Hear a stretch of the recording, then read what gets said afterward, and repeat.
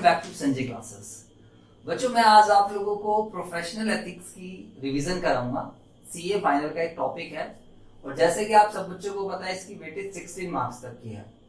बच्चों इस वाली वीडियो में मैं आपको कि इसके क्लोज क्या क्या हैं, इसके अंदर कितने पार्ट हैं, कितने शेड्यूल हैं, उनको याद कैसे रखना है, मैं वो आपको समझाने वाला हूँ। बच्चों एक्चुअली देखो चीजें ना हमें याद भी रखनी पड़ेंगी तभी हम लोग एग्जाम में लिख पाएंगे, आप समझ रहे हो। इसके बाद मैं एक डिटेल वीडियो बनाऊंगा जिसमें मैं हर एक क्लोज के बारे में अंदर आपको अच्छे से समझाऊंगा। तो आप सभी बच्चे ध्यान से देखेंगे। हमारी जो प्रोफेशनल एथिक्स है बच्चों वो हमारे पास कितने पार्ट्स में डिवाइड है बच्चों बताओ। हमारे पास दो शेड्यूल है। पहले कितने शेड्यूल है? दो शेड्यूल। एक शेड्यूल 1 है और एक है हमारे पास शेड्यूल 2। इसको आप अगर बिल्कुल बुक की लैंग्वेज में लिखना है तो आप इसको बोल सकते हो फर्स्ट शेड्यूल और इसको आप बोल सकते हो बच्चों बताओ सेकंड शेड्यूल। तो आप इसको यहां से ऐसे हटा दीजिए, ठीक है। जब हम फर्स्ट शेड्यूल की बात करते हैं तो बच्चों इसके अंदर हमें 4 पार्ट देखने को मिलेंगे। सभी बच्चे ध्यान से समझेंगे, ये बातें याद रखनी है। इसमें कोई लॉजिक नहीं होता कि क्यों इतने पार्ट्स हैं। Part 1, part 2, part 3 and part 4, ठीक है। अगर हम बात करते हैं सेकंड शेड्यूल की बात करते हैं तो सेकंड शेड्यूल में हमारे पास बच्चों 3 पार्ट्स हैं। कितने पार्ट हैं सर? 3 पार्ट हैं। पार्ट 1 है, एक पार्ट 2 है और एक पार्ट 3 है, ठीक है। तो सर अभी तक यहाँ का ध्यान दिलाओ तो बड़ा सिंपल है। प्रोफेशनल एथिक्स दो schedule, schedule 1, schedule 2, first schedule, second schedule. First schedule के अंदर 4, आप ऐसे इंग्लिश से याद रख सकते हो। फर्स्ट शेड्यूल के अंदर 4 पार्ट हैं एंड सेकंड शेड्यूल के अंदर हमारे पास 3 पार्ट है, ठीक है। अब हमने ये देखना है कि जो फर्स्ट शेड्यूल में जो 4 पार्ट है वो किसके ऊपर एप्लीकेबल है, मतलब कौन से सीए के ऊपर एप्लीकेबल है। एक्चुअली जब हम पूरी प्रोफेशनल एथिक्स में बात करेंगे तो हमारे पास सीए 3 तरीके के रहेंगे। एक रहेगा सीए इन प्रैक्टिस, दूसरा रहेगा सीए इन सर्विस और तीसरा रहेगा सीए इन जनरल, ठीक है। तो अब हम देखते हैं कि कौन सा पार्ट कौन से सीए के ऊपर एप्लीकेबल है। तो सभी बच्चे ध्यान से समझेंगे बच्चों। अभी डिटेल में नहीं जाना, आपको याद करनी है इन चीजों को। तो जो पार्ट 1 है बच्चों, पार्ट 1 अप्लाई होता है सीए इन प्रैक्टिस पर। पार्ट 1 किसके ऊपर अप्लाई होता है? CA in practice. Part 2 apply होता है सीए इन सर्विस पर।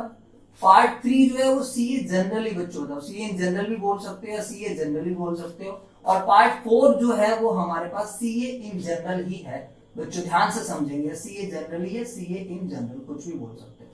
यहाँ पर जो सीए इन प्रैक्टिस है दिस इज प्रोफेशनल मिसकंडक्ट। ये किसके अंदर बच्चों? यहाँ पर जो हम इस पार्ट 1 में पढ़ने वाले हैं वो प्रोफेशनली मिसकंडक्ट पढ़ेंगे, यानी कि उसने अपने प्रोफेशन से रिलेटेड, अपने काम से रिलेटेड कुछ गलत चीजें करी हैं, कुछ फ्रॉड वगैरह करा है या बहुत सारी चीजें हैं जो अलाउड नहीं है, वो सारे काम उसने करे हैं। तो काम से रिलेटेड आएगा तो वो बनता है प्रोफेशनल मिसकंडक्ट। यहाँ पर सीए इन सर्विस ये भी आपका किसके अंदर है? प्रोफेशन, यानी कि इसमें भी जो हम पढ़ने वाले हैं जो सीए इन सर्विस में होगा प्लस में उसने प्रोफेशनली मिसकंडक्ट करा है। तो यहाँ पर जो हम सीए जनरली या सीए इन जनरल जो पढ़ेंगे इसने कौन सा प्रोफेशनल मिसकंडक्ट करा है।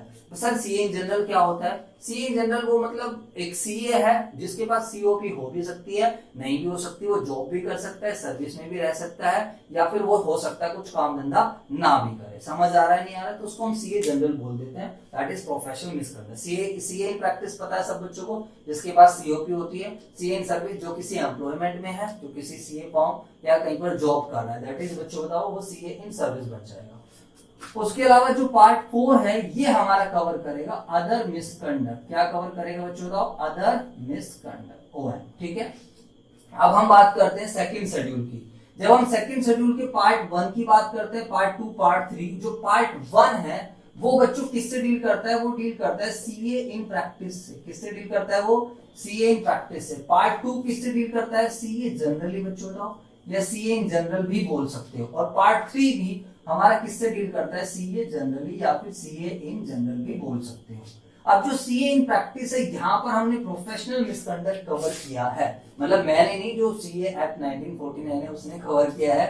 ऑब्वियस ही बात है यहाँ पर जो आपका जो सीए जनरली है यहाँ पर आपका प्रोफेशनल मिसकंडक्ट है, और जो यहाँ पर है बच्चों जो थर्ड पार्ट है दिस इज अदर मिसकंडक्ट, ठीक है। तो पहले तो आपको इस चीज को ध्यान रखना है, ठीक है सर। एक बार प्लीज रिवाइज करा दो। ओके बच्चों, अगर मैं आप लोगों से बात करता हूं तो प्रोफेशनल एथिक्स हमारे कितने पार्ट में डिवाइड है बताओ सभी बच्चे। प्रोफेशनल एथिक्स हमारे 2 शेड्यूल्स में डिवाइड है, first schedule, second schedule. First schedule में हमारे पास 4 पार्ट है, सेकंड शेड्यूल में हमारे पास कितने पार्ट हैं? 3 पार्ट है। जब हम बात करते हैं तो जो 4 पार्ट है तो 4 पार्ट कौन कौन से, part 1, part 2, part 3, part 4। Part 1 किसके ऊपर एप्लीकेबल है बच्चों बताओ सारे बच्चे, CA in practice plus professional misconduct. Part 2 किसके ऊपर एप्लीकेबल है, CA in service plus professional misconduct. Part 3 किसके ऊपर एप्लीकेबल है बच्चों बताओ, CA in general plus professional misconduct. Part 4 किसके ऊपर एप्लीकेबल है, CA in general plus other misconduct. अगर हम बात करते हैं सेकंड शेड्यूल में जो 3 पार्ट है, जब हम बात करते हैं तो पार्ट 1 की बात करते हैं तो वो सीए इन प्रैक्टिस पर है लेकिन प्रोफेशनल मिसकंडक्ट। पार्ट 2 की बात करते हैं तो CA in general plus professional misconduct. And जब हम पार्ट 3 की बात करते हैं तो हम किसकी बात करते हैं, CA in general other misconduct. ठीक है बच्चों, आपको ऐसे ध्यान रखना है। अब हम बात करते हैं कि इसके अंदर कितने कितने क्लोजेस हैं, तो सभी बच्चे ध्यान से समझेंगे। वैसे इन दोनों को मिलाकर मैं आपको बता दूं टोटल 34 क्लोजेस हम लोग प्रोफेशनल एथिक्स में पढ़ेंगे। अब सर बताइए पार्ट 1 के अंदर कितने क्लोजेस हैं, तो सभी बच्चे ध्यान से समझेंगे। इसके अंदर है 12 क्लोजेस। कितने क्लोजेस हैं, 12। पार्ट 2 के अंदर देखो, उसको ध्यान रखने का बड़ा सिंपल सा लॉजिक है। पार्ट 2 तो इसके अंदर 2 ही क्लोजेस हैं। पार्ट 3 तो ये 3 है तो इसके भी अंदर बच्चों कितने क्लोज मिल जाएंगे आपको, 3 क्लोजेस मिल जाएंगे। समझ आ रहा है नहीं आ रहा। जब हम पार्ट 2 की बात कर, पार्ट 4 की बात करते हैं तो इसके अंदर हमें 2 क्लोजेस मिल जाएंगे। एक्चुअली फर्स्ट वाले में टोटल ध्यान रखना 19 क्लोजेस हैं सारे पार्ट मिलाकर। तो अगर आप भूल भी जाओ तो 12 और 2 14 और 3 17 और 2 19, ऐसे भी आप ध्यान रख सकते हो। देखो पार्ट 1 में बड़ा सिंपल है 2, पार्ट 2 का नाम भी 3, पार्ट 3 का 3 और 3 आ जाएगा। पार्ट 1 में ध्यान रखना पड़ेगा 12 क्लोजेस है। अब बचता है बैलेंसिंग फिगर भी निकाल सकते हैं, बटा 2। ठीक है बच्चों, अगर हम बात करते हैं पार्ट 1, जब हम बात करते हैं सेकंड शेड्यूल में, सेकंड शेड्यूल की पार्ट 1 में कितने क्लोजेस हैं, तो बच्चों यहाँ पर पार्ट 1 में आपके 10 क्लोजेस हैं। कितने क्लोजेस मिलेंगे आपको, 10 क्लोजेस मिलेंगे। पार्ट 2 की अगर मैं आप लोगों से बात करूं तो पार्ट 2 के अंदर आपको कितने क्लोजेस मिलने वाले हैं, देखो पार्ट 2 है इसको 2 से मल्टीप्लाई कर दो, 2 ट्वाइस है। एक्चुअली मैंने ऐसे याद करा है तो आप भी ऐसे याद कर सकते हो, ये याद करने की ट्रिक्स हैं बच्चों का। तो यहाँ पर कितने क्लोज आ जाएंगे, 4 क्लोजेस आ जाएंगे। एंड अगर हम बात करते हैं पार्ट 3 की, पार्ट 3 की बात करते हैं तो पार्ट 3 में हमारे पास खाली एक ही क्लोज है बच्चों, ध्यान रखना, ओनली 1 क्लोज है। ठीक है, तो अगर देखा जाए तो सेकंड शेड्यूल के अंदर हमारे पास कितने क्लोज आ जाएंगे, 15 क्लोज आ जाएंगे। तो 19 प्लस 15 34। आई होप आप सब बच्चों को समझ आ गया होगा, आपको चीजें याद भी हो गई होंगी। सर एक बार और प्लीज बता दो। ओके बच्चों, मुझे क्या प्रॉब्लम है, आइए जी सारे बच्चे। तो हम बात करते हैं प्रोफेशनल एथिक्स। प्रोफेशनल एथिक्स में हमारे पास कितनी चीजें हैं, कितने शेड्यूल हैं, 2। First schedule, second schedule. ठीक है, फर्स्ट शेड्यूल के अंदर कितने पार्ट हैं, 4, उंगली से ऐसे ध्यान रखना 4। सेकंड शेड्यूल के अंदर कितने पार्ट हैं, 3 पार्ट है। ठीक है सर, जब हम पार्ट की बात करते हैं तो 4 पार्ट है, तो part 1, part 2, part 3, part 4। Part 1 किसके ऊपर लगता है बताओ सारे बच्चे, सर पार्ट 1 लगता है, अब मैंने ऐसा करता हूँ क्लोजली भी साथ साथ बता दूंगा। तो पार्ट 1 लगेगा बच्चों CA in practice plus professional misconduct, इसके अंदर 12 क्लोज। पार्ट 2 लगेगा बच्चों बताओ किसके अंदर, CA in service plus professional misconduct, इसके अंदर आ जाएंगे आपके 2 क्लोज। ठीक है, पार्ट 3 जो लगेगा, पार्ट 3 किस पर लगेगा, CA in general plus professional misconduct, इसके अंदर आ जाएंगे 3 क्लोज। ठीक है, इसके बाद जो पार्ट 4 है, पार्ट 4 सीए इन जनरल और इसके अंदर आ जाएगा प्लस अदर मिसकंडक्ट और इसके अंदर आ जाएंगे 2 क्लोज। ठीक है बच्चों, ये खत्म हो जाएगी 19 इसमें, इधर 15। सर आपने याद कर लिया, हाँ जी बच्चों मुझे याद है। आगे की बात करते हैं, जब हम बात करते हैं तो पार्ट 1 किसके ऊपर लगेगा पहले बताओ सारे बच्चे, पार्ट 1 लगेगा CA in practice plus professional misconduct. Part 2 किसके ऊपर लगेगा, CA in general plus professional misconduct. Part 3 किसके ऊपर लगेगा, CA in general plus other misconduct. Sir यहाँ पर जो सेकंड शेड्यूल है इसके पार्ट 1 में कितने क्लोज हैं, 10 क्लोज हैं। पार्ट 2 में कितने क्लोज हैं, 4 क्लोज हैं। एंड पार्ट 3 में कितने क्लोज हैं बच्चों बताओ, पार्ट 3 में जो क्लोजेस हैं दैट इज सिंपली 1 क्लोज है। ठीक है, इस तरीके से आपके मैंने सारे क्लोजेस याद कराए, सारे पार्ट्स याद कराए। हाँ जी सर, ये तो समझ आ गई, तो हमें ध्यान रहेगा। अब हम बात करते हैं कि अंदर की, इसके अंदर इस 12 क्लोज के नाम कैसे ध्यान रखने हैं, इन 2 क्लोजेस के नाम कैसे ध्यान रखने हैं, इन 3 क्लोजेस के नाम कैसे ध्यान रखने हैं। ठीक है, मैं कोशिश करूंगा कि आपको सारी चीजें बताऊं, बट हो सकता है एक आधा पॉइंट मैं भी भूल जाऊं बच्चों। ठीक है, तो मैं अपने नोट्स ले लेता हूं साथ में। स्टिल आई विल ट्राई कि मैं खुद से करूं, बट फिर भी अगर मैं भूल जाऊंगा तो मैं बच्चों बिल्कुल रेफरेंस ले लूंगा, क्योंकि मैंने पहले कभी ऑडिट नहीं पढ़ाई है। ये जस्ट मैं एक रिविजनरी वीडियो आप लोगों को दे रहा हूँ। ठीक है सर, अच्छा सर बताइए अब आप कैसे बताने वाले हो, तो सभी बच्चे ध्यान से समझेंगे। शॉर्ट वीडियो है सर, देख लो वीडियो बन भी रही है नहीं। तो यहाँ पर हम 12 क्लोजेस कैसे ध्यान रखेंगे बच्चों? तो 12 क्लोजेस में सबसे पहला क्लोज है और लास्ट का 12वां क्लोज है। ये तो बड़े सिंपल है बच्चों। अगर पहले क्लोज में बात करेंगे, मैं एक सीए हूं, यहाँ पर ध्यान रखना है किसके ऊपर लग रहा है, सीए इन प्रैक्टिस के ऊपर लग रहा है। तो मैं एक सीए इन प्रैक्टिस हूं, मैं अपने नाम से फर्म चला रहा हूं। तो बच्चों इस वाले क्लोज में ये बोला गया है कि जो सीए इन प्रैक्टिस है वो अपने नाम से फर्म चलाएगा, लेकिन वो किसी दूसरे बंदे को अपना नेम या अपनी फर्म का नेम अलाउड नहीं कर सकता। समझ आ रहा है नहीं बच्चों? तो आप खाली क्या करोगे, जो ऑडिटर है वो खुद ही क्या करेगा, अपना नेम जो है वो अलाउ नहीं करेगा किसी दूसरे बंदे को। इसके प्रोविजंस अंदर देख लेना बच्चों, ठीक है? मेरा टाइम लगे तो मैं दूसरी वीडियो डिटेल में इसके अंदर की बातें भी बता दूंगा, बट थोड़ा बहुत हिंट देकर चलूंगा बच्चों।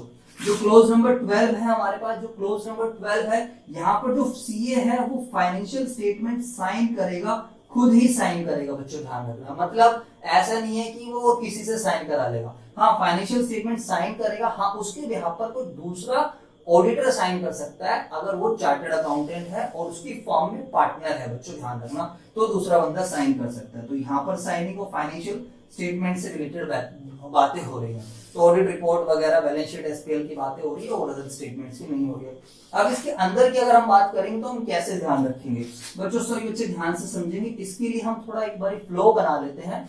देखो बच्चों, यहाँ पर क्या है, ना देने का, मैंने भी जैसे समझा है, ना लेने का। तो ऐसे हम ध्यान रखेंगे, ना देने का। ना देने का मतलब क्या है, आप अपना काम किसी को नहीं दोगे बच्चों, बताओ। ना लेने का मतलब क्या है, आप अपना काम जो है किसी से लोगे नहीं। मतलब हाँ, ये ऐसा नहीं है कि बेसिकली आप किसी को काम दे नहीं सकते। ना देने का, ना लेने का, अभी बताया था उसके अंदर की चीजें। सर इसको ध्यान कैसे रखना है बच्चों? तो डी, चलो अंदर की चर्चा बाद में कर लेंगे, पहले इन क्लोज के नाम तो देख लें, ठीक है? तो डी और एल बच्चों, इसको ध्यान आप ऐसे रख सकते हो, एबीसीडी में डी पहले आता है और एल बाद में आता है, ठीक है? ना देने का, ना लेने का। और उसके अलावा बच्चों बताओ क्या है, ना पार्टनरशिप फर्म में एंटर करने का, ना पार्टनरशिप फर्म में एंटर करने का। अब बच्चों ऑब्वियस सी बात है, कंडीशंस तो होगी, कुछ ना कुछ तो कहीं ना कहीं तो एंटर भी कर सकते हैं, वो बता देंगे। लेकिन अभी इस चीज को आप समझो, यहाँ पर ना गलत तरीके से काम सिक्योर करने का, ना गलत तरीके से काम सिक्योर करने का। उसके अलावा बच्चों बताओ, ना ये एक ही हो जाएगा, ना गलत तरीके से काम सिक्योर करना, ना सोलिसिट करने का, ना क्या करने का बच्चों बताओ, सोलिसिट करने का। उसके अलावा जो 7th पार्ट है हमारे पास, क्या है बच्चों बताओ, ना एडवर्टीजमेंट करने का, ना क्या करने का बच्चों बताओ, एडवर्टीजमेंट करने का। एडवर्टीजमेंट भी नहीं करना है आप लोगों को। उसके अलावा अगर मैं आपसे बात करता हूँ तो 8 क्या है बच्चों, बट हम ये सारा काम तो करेंगे, ऑब्वियस सी बात है, फिर हमारे पास काम धंधा आएगा। पुराने ऑडिटर से, इसमें क्या है बच्चों बताओ, पुराने ऑडिटर से रिटर्न कम्युनिकेशन करने का, पुराने ऑडिटर से रिटर्न कम्युनिकेशन करने का। उसके अलावा 9 क्या है हमारे पास, 9 क्या है, सेक्शन 139, 140, 141 कंपनीज एक्ट के हैं, इनके कंप्लायंसेस को पूरा करने का, ठीक है बच्चों? तो उसके अलावा 9 के बाद 12 को अब यहाँ पे रहने दो, पहले हम 10 की बात कर लेते हैं बच्चों। तो ठीक है सर, ऐसा करते हैं, 10 में यहाँ लिख देता हूँ, 10 और 11। 10 में क्या है बच्चों? तो परसेंटेज बेसिस पर फीस नहीं लेने का। परसेंटेज बेसिस पर फीस मतलब जो है कि शेयरिंग वगैरह नहीं करना, इसमें अलाउड होता है। अंदर की चीजें देख लेंगे पहले एक बारी। और 11 क्या है बच्चों बताओ, अदर बिजनेस नहीं करने का, अदर बिजनेस नहीं करने का। तो पहले तो हमें मेन चीज है कि इसकी चीज हम समझे सर, फिर अंदर की चीज भी चलो मैं समझा दूंगा, पहले एक बार हम इसको कवर कर ले, फिर मैं क्या करूँ, डिटेल में बता दूंगा सारी चीजें। नहीं सर ऐसे ना मजा नहीं आ रहा, तो प्लीज आप थोड़ा साथ के साथ आइडिया भी लो। चलो बच्चों आप ऐसे कहते हो, तो एक्चुअली क्या है, फर्स्ट क्लोज ये कह रहा है आपका। अच्छा पहले एक बार फ्लो में बोलते हैं, बताओ। तो फर्स्ट क्लोज क्या है कि आप अपने नेम से किसी दूसरे पर्सन को अलाउ नहीं कर सकते, ना आप फर्म के नेम से अलाउ कर सकते कि जिससे वो काम धंधा करे, ठीक है? सेकंड क्या है बच्चों, तो मेरे साथ साथ भी बोल सकते हो, सुनो ध्यान से पहले मेरे साथ, ना देने का, ना लेने का, ना देने का, ना लेने का, ना पार्टनरशिप फर्म में एंटर करने का, और उसके अलावा जो है ना गलत तरीके से काम सिक्योर करने का, ठीक है? ना देने का, ये दूसरा हो गया, ना देने का, ना लेने का, ना पार्टनरशिप फर्म में क्या करने का, एंटर करने का, ना गलत तरीके से काम सिक्योर करने का, ना सोलिसिट करने का, ना क्या करने का बच्चों बताओ, सोलिसिट करना, एडवर्टीजमेंट करने का, ना क्या करना है आपको, एडवर्टीजमेंट करना है। और उसके अलावा ठीक है, अब आपने ये सब कर रहे हो तो आपके पास काम धंधा आएगा, तो अब क्या है, आपको पुराने ऑडिटर से कम्युनिकेट करने का, आपको अपने अपॉइंटमेंट से पहले पुराने ऑडिटर से आपको क्या करना पड़ेगा, कम्युनिकेट करना पड़ेगा। उसके अलावा अगर बात करते हैं सेक्शन 139, 140, 141 की कंप्लायंसेस को पूरा करने का, और परसेंटेज बेसिस पर कुछ फीस वगैरह नहीं लेने का। एंड लास्ट जो है आपका बच्चों बताओ, अदर बिजनेस नहीं करने का। और लास्ट में जो है आपका कि अपनी जो फाइनेंशियल स्टेटमेंट है that must be sign by you, और उसके अलावा और कोई साइन नहीं करेगा। तो इस तरीके से ये 12 क्लोजेस हैं। अच्छा सर एक बात, चलो मेरे पास टाइम की थोड़ी शॉर्टेज है, मैं दूसरे की अंदर की बातें तब समझाऊंगा और क्लोजेस तब याद कराऊंगा। पहले मुझे भी लग रहा है कि मैं इसको थोड़ा सा आपको बता दूं कि इसमें क्या क्या आएगा, ठीक है। तो फर्स्ट वाले में बच्चों बताओ, फर्स्ट वाले में क्या होता है कि आप अपने नाम पर किसी दूसरे बंदे को अलाउड नहीं कर सकते। आपके नाम से फॉर्म है तो आप ही खाली काम धंधा करोगे। हाँ एक बात अलग है कि अगर कोई आपका सीए आपकी फॉर्म जैसे चल रही है तो आपका कोई एम्प्लॉय है तो वो बिल्कुल काम ला सकता है, वो बिल्कुल अलाउड है। और उसके अलावा आपको कोई पार्टनर है जो सीए है तो वो भी क्या है बच्चों, अलाउड है, ठीक है। अपने नाम पर किसी दूसरे पर्सन को बिजनेस अलाउ नहीं करने का, अनलेस इज योर पार्टनर, ठीक है। उसके अलावा ना देने का, ना देने का मतलब क्या है बच्चों बताओ, आपके पास फीस आ रही है, ठीक है, आप मेहनत कर रहे हो, आप सर्विसेज दे रहे हो, आपके पास फीस आ रही है, तो आप जो है अपनी फीस की शेयरिंग नहीं करोगे किसी को। ऐसा होता है ना कि हम क्लाइंट्स लाने के लिए मैंने अपने आर्टिकल को बोल दिया कि भाई तू क्लाइंट लेकर आ, तेरे को 10% दूंगा, तेरे को 20% दूंगा, तो ये सब बच्चों बताओ प्रोफेशनली मिसकंडक्ट माने जाएंगे, ध्यान रखना। तो आपको अपनी फीस किसी को शेयर नहीं करनी बच्चों, ध्यान रखना। बट यहाँ पर रेस्ट्रिक्शन है, यहाँ पर कुछ कंडीशन है कि आपका कोई पार्टनर है वो सीए इन प्रैक्टिस में है, या फिर आपको पता है कि आप जो है कुछ बंदों के साथ पार्टनरशिप तो कर ही सकते हो, जैसे सीए है, सीएस है, सीएमए है, एमबी है, जो रेगुलेशन 53A नहीं होती उसके अकॉर्डिंगली जो हम वो पार्टनरशिप कर सकते हैं, तो वहां पर तो शेयरिंग ऑब्वियस सी बात है अलाउड हो जाएगी, ठीक है बच्चों बताओ। उसके अलावा like CA, CS, CMA, MBA और क्या था वो एक्चुअली साइंस, आर्किटेक्ट, बीटेक वाले बंदे, इन सब के साथ हम ये सब शेयरिंग वगैरह भी कर सकते हैं, ठीक है बच्चों बताओ। तो ऐसी in practice is deemed to be, बच्चों ध्यान रखना यहाँ पर जो वर्ड यूज किया है उन्होंने इज डीम्ड टू बी, और यहाँ पर वर्ड यूज कर रहे हैं वो शैल डीम्ड टू बी, तो थोड़ा बहुत चलता है बट कोई नहीं। तो यहाँ पर लिखा है ऐसी in practice is deemed to be guilty of professional misconduct if he pays or allow, यहाँ पर ध्यान रखो पे करता है, अलाउ करता है और एग्री करता है पे करने के लिए डायरेक्टली और indirectly any share, commission, brokerage in fees और प्रॉफिट्स अदर देन किसको, सीए, सीएस, सीएमए इनके अलावा, ठीक है बच्चों बताओ। तो सीधी सी बात है, फर्स्ट हो गया, सेकंड हो गया ना लेने का। अब ना लेने का मतलब क्या है, जैसे हम अपनी फीस की शेयरिंग नहीं कर सकते ऐसे हम किसी दूसरे बंदे से भी उसकी फीस की शेयरिंग नहीं लेंगे।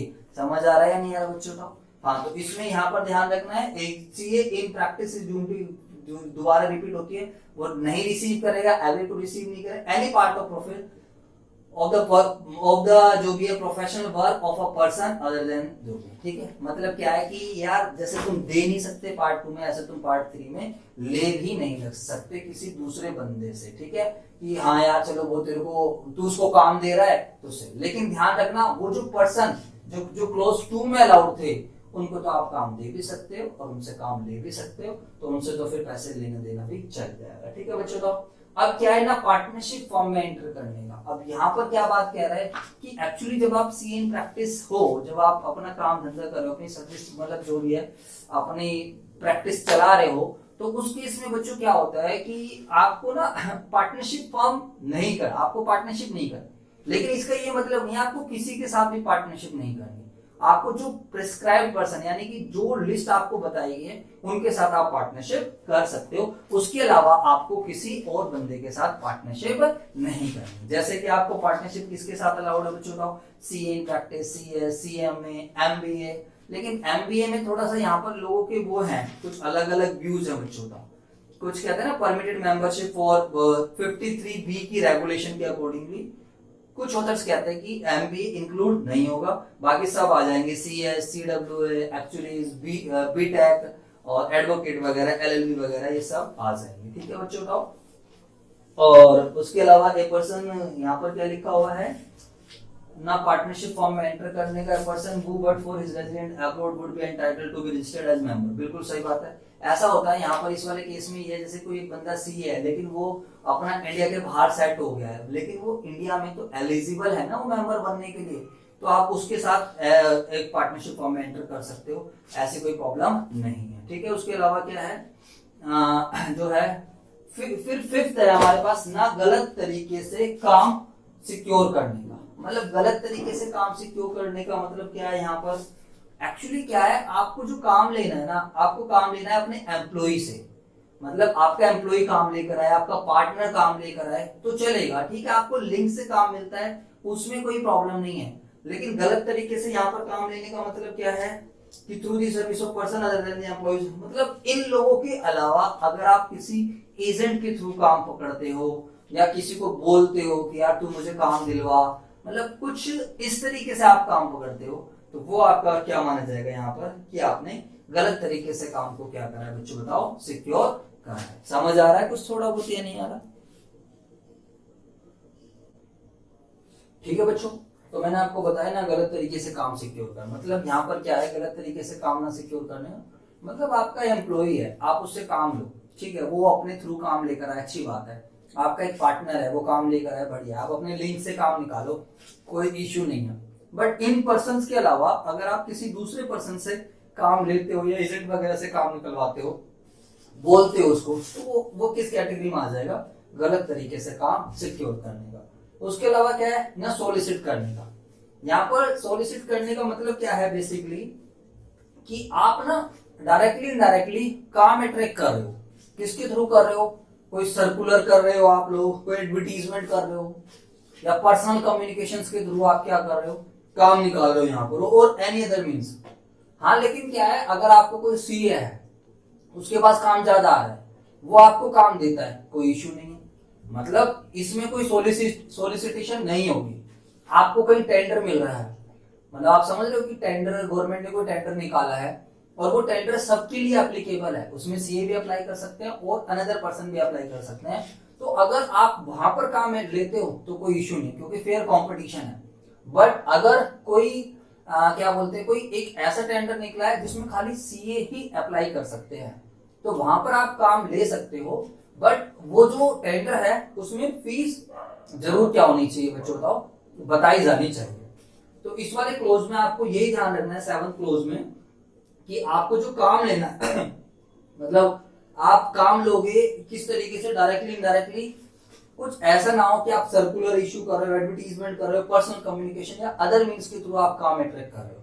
अगर आप ऐसे करते हो तो आप क्या माने जाओगे बच्चों, बताओ, आप सीधी सी बात है, deemed to be professionally misconduct under the part 1 of first schedule, part 1 of first clause number 6। समझ आ गया बच्चों या नहीं आएगा? इसमें आपको कुछ और बातें हैं, जैसे कि guidelines for posting the particulars on website. Actually जब आप अपनी वेबसाइट बना रहे हो, ठीक है, वेबसाइट बनाने में कोई इश्यू नहीं है, वेबसाइट कलरफुल हो सकती है, जो जो चीजें आपको डालनी है उसमें डालो। बट क्या है, वेबसाइट पर जब आप फोटो डाल रहे हो तो फोटो आपकी पासपोर्ट साइज फोटो होनी चाहिए। वेबसाइट पर आप अपने क्लाइंट्स के नेम नहीं बता सकते। हाँ, आप ये बता सकते हो कि जो आप सर्विसेज दे रहे हो, वो सर्विसेज, जो सर्विसेज दे रहे हो वो आप मेंशन कर सकते हो, बट आपके पास कौन कौन से क्लाइंट्स हैं उन सब के बारे में डिटेल। एक्चुअली ना यार, ये जो प्रोविजंस बनाए गए ना, ये सभी सीए का ध्यान रखते हुए बनाए गए हैं। ध्यान जो मतलब क्या होता है, अब एक नया सीए आएगा, अब एक पुराना सीए है, अब एक चीज देखो, तो पुराने सीए के पास तो बहुत सारे क्लाइंट्स होंगे, वैसे प्रैक्टिकल लाइफ में होता है, अब नए सीए के पास क्यों काम जाएगा। तो अगर पुराने सीए अपने सारे क्लाइंट्स को मेंशन करेगा, बताएगा कि मेरे पास इतने बड़े बड़े क्लाइंट्स हैं, तो कोई भी बंदा जो सर्च कर रहा होगा वो तो उसी के पास जाकर काम करवाना चाहेगा। तो सभी सीए को एक इक्वेलिटी देने के लिए ये प्रोविजन बेसिकली रखा होगा। समझ आ रहा नहीं आ रहा? लेकिन वेबसाइट ध्यान रखना, रन पुल मोड। वेबसाइट जो वेबसाइट है वो बच्चों पुल मोड पर चलनी चाहिए, पुश मोड पर नहीं होनी चाहिए, ठीक है ना। पुल मोड का मतलब क्या है कि जब कोई जो भी क्लाइंट है वो खुद अगर आपका यूआरएल डाल रहा है, खुद वेबसाइट का नाम डाल रहा है, तो वो जाए, मतलब वो ना हो पॉपअप नहीं होते कि बार बार जाके कि भाई हमारा ये है एडवर्टीजमेंट जैसे आप देखते हो, ऐसा कोई इश्यू नहीं होना चाहिए। फोटोग्राफ्स अलाउड है, आप अपनी रैंक वगैरह, ये जो आपकी पर्सनल अटेनमेंट से ये सारी चीजें आप मेंशन नहीं कर सकते, जो भी चीजें हैं। एड्रेस ऑफ वेबसाइट में भी different from the name of the firm, ठीक है, आपका फर्म का नाम अलग है, वेबसाइट का नाम अलग हो सकता है। तो ये सारी चीजें हैं, बाकी आप थोड़ा बुक से पढ़ लेना बच्चों, ठीक है ना, जो बिल्कुल समराइज है बच्चों। ये मत सोचो कि मैं डिटेल्स में, ये बस इसलिए बता रहा हूँ। पहले तो मैं सोच रहा था कि खाली ये कराऊंगा, बट फिर जब ये कराने लगा तो मैंने कहा चलो अंदर का भी देख लेते हैं, ठीक है। तो बच्चों आपको खुद भी पढ़ना पड़ेगा, खाली इसके भरोसे मत रहना। ये करने के बाद आप क्या कर सकते हो, क्वेश्चंस देख लेना, तो शायद आपको फायदा मिल जाए। इसके बाद हम बात करते हैं ना एडवर्टीजमेंट करने का। एक्चुअली इस वाले क्लोज में ये कहा गया है, जो आपका ये क्लोज है 7, जो भी part 1 schedule, first schedule part 1 close number 7, इसमें कहता है कि यार सीए है, इतनी मेहनत करके बंदा चार्ट है। वैसे मुझे ये पर्सनली सही नहीं लगता, क्योंकि मैं एक ऐसा बंदा हूं जो एडवर्टीजमेंट करने में बिलीव करता है। मेरा मानना ये है, जब हमने इतनी मेहनत करी है, इतना सब कुछ करा है, तो यार हम अपने आप को एडवर्टाइज भी नहीं कर सकते, या मतलब यार हम काम कैसे लेकर आएंगे, हमें लोग नहीं जानते फॉर एग्जाम्पल। बट ठीक है यार, जो भी क्लोज में लिखा हुआ है वो कहता है एडवर्टीजमेंट, आप अपने बोर्ड नहीं बनवा सकते, आप अपने पैम्पलेट्स नहीं बनवा सकते, आप फ्लैक्स वगैरह नहीं। कहता नहीं यार, आपने इतनी मेहनत करी है तो आप लोगों के घर घर जाके काम नहीं मांगोगे। मतलब क्या है, आपके पास काम खुद आएगा, तो चाहे उसके लिए आपके 5 साल लग जाए, चाहे 10 साल लग जाए। तभी आप लोगों ने देखा हो कि जनरली बंदा सीए बनने के बाद जॉब करता है। वो क्यों करता है जॉब? क्योंकि उसको पता है यार 4-5 साल तक तो मेरे पास मेरी कोर्स भी नहीं निकलेगी। तो इस वाले क्लोज में ये बोला है कि आपको एडवर्टीजमेंट नहीं करना है, ठीक है भाई। Advertise is professional attachment services, use any designation or expression other than C or professional document, visiting card, letter head, sign boards, however recognised degree of the. तो यहाँ पर बेसिकली ये कह रहा है कि भाई आप जो है, ठीक है, आप चार्टर्ड अकाउंटेंट हो तो आप खाली सीए की अपनी डिग्री बताओ, और जो चीजें हैं उसको आप, जैसे आप सीएस सीएम में हो तो उसको आप अनदर चीजों में भी लिख सकते हो, ठीक है। मतलब उसकी शॉर्ट फॉर्म एब्रिविएशन लिख सकते हो। आप अपनी रैंक वगैरह जो है, जो प्रोफेशनल अटेनमेंट्स हैं, उसको आपको नहीं बताना है, ठीक है। Words like income tax consultant वगैरह, ये चीज आपको नहीं बतानी है। मतलब आपको ये चीज डिस्क्लोज नहीं करनी कि मैं इनकम टैक्स कंसल्टेंट हूँ, ये सब अलाउड नहीं है। Person eligible to may practice as advocate by designation chartered. कोई पर्सन अगर एज अ जो है एडवोकेट भी है, चार्टर्ड अकाउंटेंट भी है, तो दोनों डेजिग्नेशन एक साथ यूज नहीं हो सकती है। हाँ, एक मेंबर इंटरव्यू के लिए टीवी पर जा सकता है, बिल्कुल कोई प्रॉब्लम नहीं है, बट वो वहां पर जाकर अपनी फर्म का नाम नहीं बताएगा, ठीक है बच्चों। तो मतलब वो क्या करेगा, ठीक है, मतलब जा रहा है, जो भी बातें हैं क्वेश्चंस के आंसर करो, बट वो अननेसेसरी पब्लिसिटी गेन करने की कोशिश नहीं। वही सेम रेडियो के केस में हो जाएगा, name of CA director in the only provision permitted वगैरह वगैरह, ठीक है बच्चों।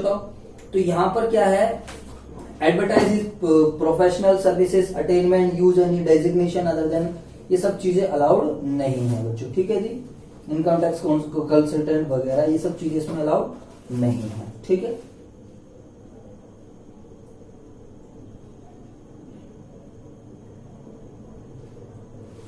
मतलब शायद, मतलब ऐसा है, मुझे थोड़ा लग रहा है कि जो एडवर्टीजमेंट वाला जो मैंने आपको पॉइंट्स बताए हैं सारे, कि भाई बोर्ड नहीं बनवा सकता, फ्लेक्स नहीं बनवा सकता, ये चीजें नहीं है, वो आपके इसमें कवर होंगे, गलत तरीके से काम ना सिक्योर करने का, ठीक है।